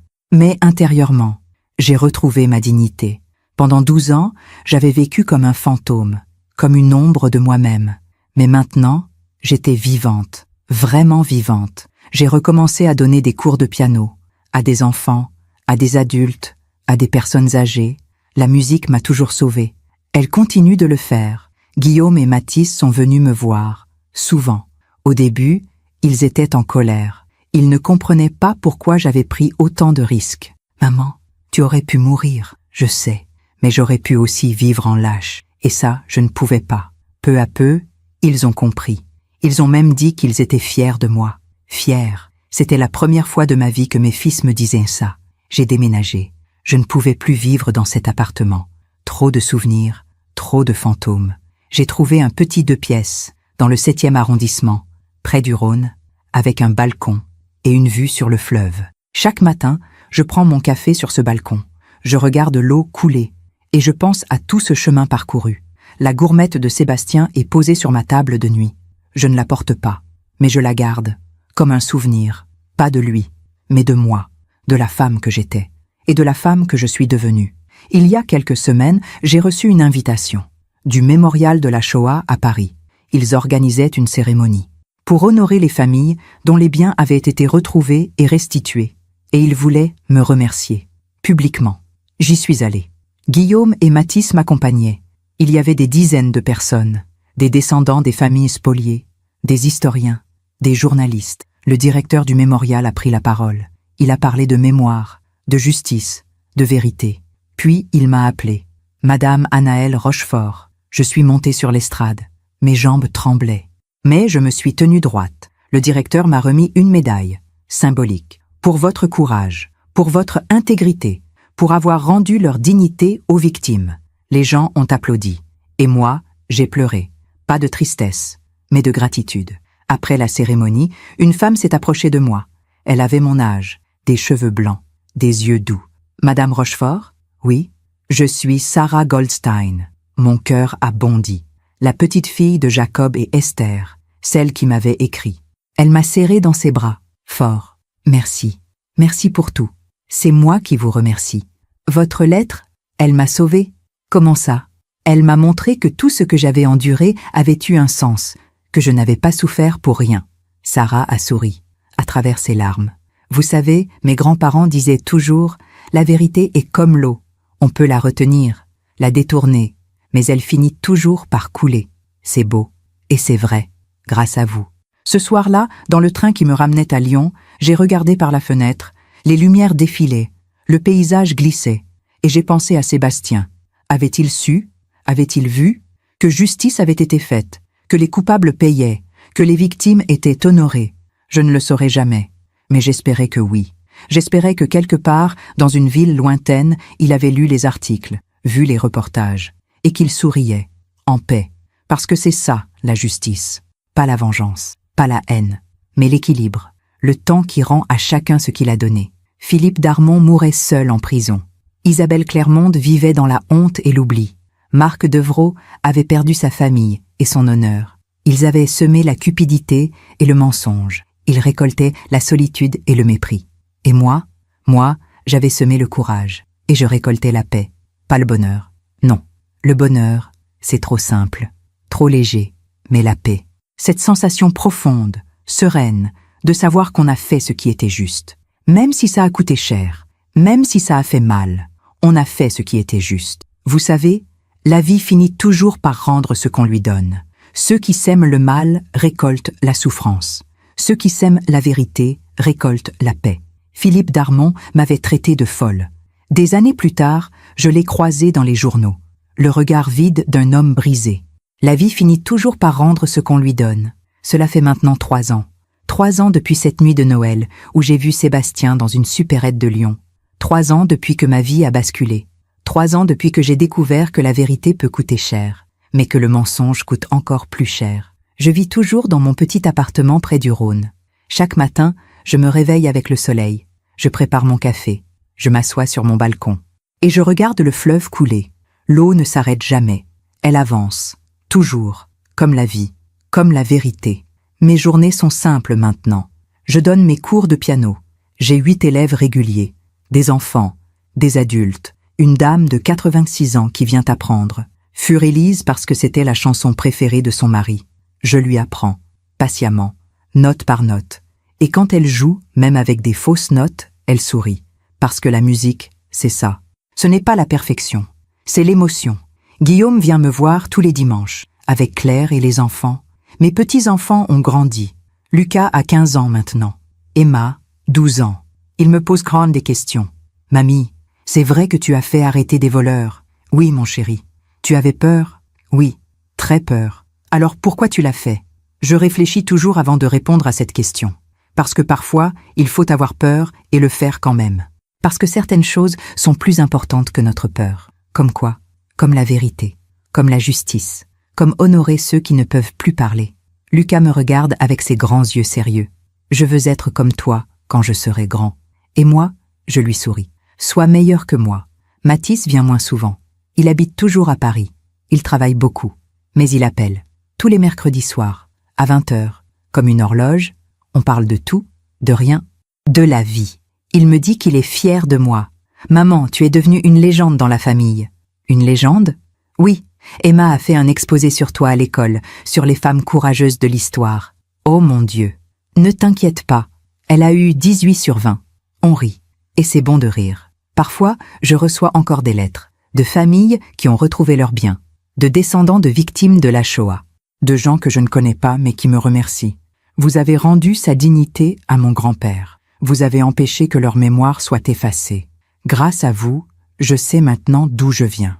Je garde toutes ces lettres dans une boîte en bois, celle qui contenait autrefois nos photos de mariage. Maintenant, elle contient autre chose, des preuves que la douleur peut se transformer en sens. Il y a 6 mois, j'ai reçu une carte postale, de Kyoto, au Japon. Une photo de cerisiers en fleurs. Au dos, ces mots, je vais bien, je pense à toi, toujours. S. Je ne sais pas si je reverrai Sébastien un jour. Probablement pas. Et c'est bien comme ça. Parce que l'homme que j'ai aimé, il n'existe plus vraiment. Il s'est transformé. Comme moi. Nous avons tous les deux traversé le feu. Et nous en sommes sortis différents. Pas meilleurs. Pas pires. Juste différents. Parfois, la nuit, je sors la gourmette de Sébastien. Je la tiens dans ma main. Je regarde la gravure. 12 mai 1978. Notre mariage. Il y a 47 ans. Une autre vie. Une autre Anaëlle. Une femme qui croyait que l'amour suffisait. Qu'être une bonne épouse, c'était se taire, faire confiance, ne pas poser de questions. Je me trompais. L'amour ne suffit pas. Il faut aussi le respect, la vérité, le courage. Et parfois, il faut savoir lâcher prise, laisser partir ceux qu'on aime, parce qu'on ne peut pas sauver quelqu'un qui ne veut pas être sauvé. On peut juste le laisser partir et continuer son chemin.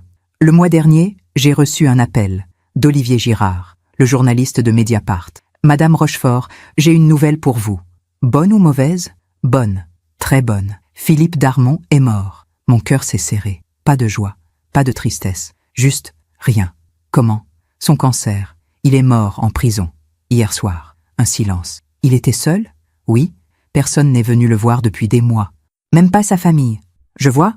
Vous allez bien? Oui. Merci de m'avoir prévenu. J'ai raccroché.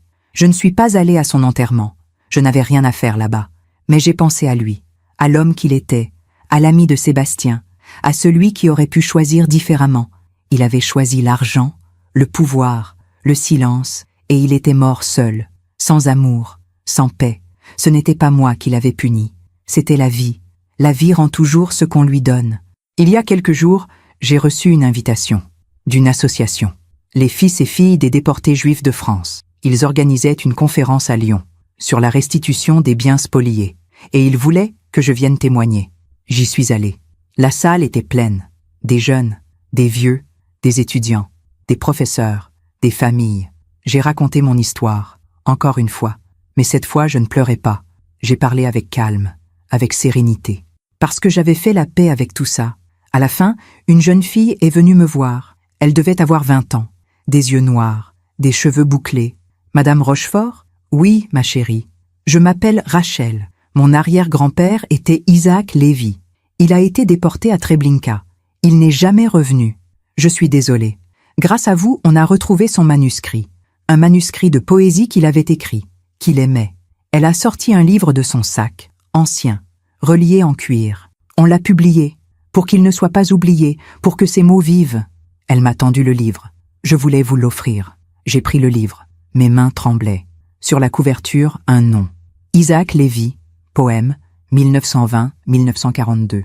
J'ai ouvert. À la première page, une dédicace. À Anaël Rochefort, qui a rendu la voix à ceux qui ne peuvent plus parler.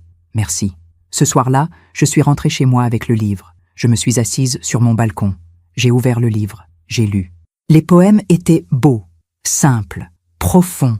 Des poèmes sur l'amour, sur la vie, sur l'espoir. Écrits par un homme qui allait mourir dans un camp, mais qui, avant de mourir, avait voulu laisser quelque chose, une trace, une preuve qu'il avait existé. Et grâce à Sébastien, grâce à moi, grâce à tous ceux qui avaient cherché la vérité, cette trace n'avait pas été effacée. Isaac Lévy existait encore, dans ce livre, dans nos mémoires, dans nos cœurs. J'ai fermé le livre, j'ai regardé le fleuve, et j'ai compris quelque chose. Nous ne sommes pas ici pour être heureux. Le bonheur, c'est éphémère, c'est fragile, ça vient et ça part. Non, nous sommes ici pour laisser quelque chose, une trace, une vérité, un geste, un mot, quelque chose qui dit « j'ai existé et j'ai essayé de faire ce qui était juste ». Sébastien a laissé une trace, en découvrant la vérité. Moi, j'ai laissé une trace, en la révélant. Ensemble, même séparés, nous avons fait ce que nous devions faire, pas pour nous, mais pour ceux qui ne pouvaient plus parler. Il y a quelques jours, j'ai eu 73 ans. Guillaume et Mathis sont venus, avec toute la famille. Ils ont apporté un gâteau, des bougies, des cadeaux. On a chanté, on a ri, on a mangé. Et à la fin de la soirée, Emma m'a pris la main. « Mamie, tu es contente de ta vie ?» J'ai regardé cette petite fille, ses yeux brillants, son sourire. « Oui, ma chérie, je suis contente. Même avec tout ce qui s'est passé, tout ce qui a été difficile, oui, parce que tout ce qui a été difficile m'a rendue plus forte, plus vraie. Et tu regrettes quelque chose ? J'ai réfléchi. Oui, je regrette de ne pas avoir été courageuse plus tôt, de ne pas avoir posé les bonnes questions plus tôt. Mais on ne peut pas revenir en arrière. On peut juste avancer. Emma a hoché la tête, gravement. Moi, je veux être courageuse comme toi. Je l'ai serrée dans mes bras. Tu le seras, ma chérie, tu le seras. Ce soir, je suis seule chez moi. Il fait doux. Les fenêtres sont ouvertes. Une brise légère entre. Je suis assise sur mon balcon, avec une tasse de thé, et le livre d'Isaac Lévy. Je lis ses poèmes, lentement, et je pense à tout ce chemin. J'ai perdu beaucoup. 12 ans de ma vie dans le mensonge, ma tranquillité, ma sécurité, mon innocence, l'homme que j'aimais. Mais j'ai gagné quelque chose d'essentiel, ma dignité, ma voix, mon intégrité. Et ça, personne ne pourra jamais me l'enlever. Dans quelques années, je mourrai. C'est la vie, c'est l'ordre des choses. Mais quand je mourrai, je partirai en paix. Parce que j'aurai vécu selon mes valeurs, parce que j'aurai dit la vérité, parce que j'aurai laissé une trace. Et si quelqu'un, un jour, se souvient de moi, j'espère qu'on dira « c'était une femme ordinaire, qui a fait une chose extraordinaire. Elle a choisi la vérité plutôt que le confort. Elle a choisi la justice plutôt que la sécurité. Et grâce à elle, des voix éteintes ont pu être entendues. Voilà, c'est mon histoire. L'histoire d'une femme de 70 ans qui a découvert que son mari n'était pas mort. L'histoire d'un secret qui a détruit des vies, mais qui, en étant révélé, en a sauvé d'autres. L'histoire de la justice. Pas la vengeance, mais la justice. Le temps qui rend à chacun ce qu'il mérite. Si mon histoire aide, ne serait-ce qu'une femme à ouvrir les yeux. À poser les questions qu'elle n'ose pas poser. À dire la vérité qu'elle n'ose pas dire. À choisir sa dignité plutôt que son confort. Alors tout cela aura eu un sens. Parce que c'est ça, une vie. Ce n'est pas une ligne droite. Ce n'est pas un conte de fées. C'est un chemin sinueux, avec des chutes, des trahisons, des douleurs, mais aussi avec des levées de soleil, des mains tendues, des vérités retrouvées. Et au bout de ce chemin, si on a de la chance, il y a la paix, pas le bonheur, la paix. Je pose ma tasse de thé, je ferme le livre d'Isaac Lévy, je regarde le fleuve, une dernière fois. Demain, il y aura un nouveau jour, de nouveaux défis, de nouvelles joies. Mais ce soir, je suis en paix. Et c'est tout ce qui compte. Merci de m'avoir écouté jusqu'au bout. Si cette histoire a touché votre cœur, abonnez-vous et activez la cloche pour entendre d'autres femmes qui ont transformé la douleur en sagesse. Chaque jour, une femme, une leçon de vie. Partagez cette histoire avec quelqu'un que vous aimez. Parfois, une histoire change toute une journée. Que Dieu vous bénisse et à très bientôt.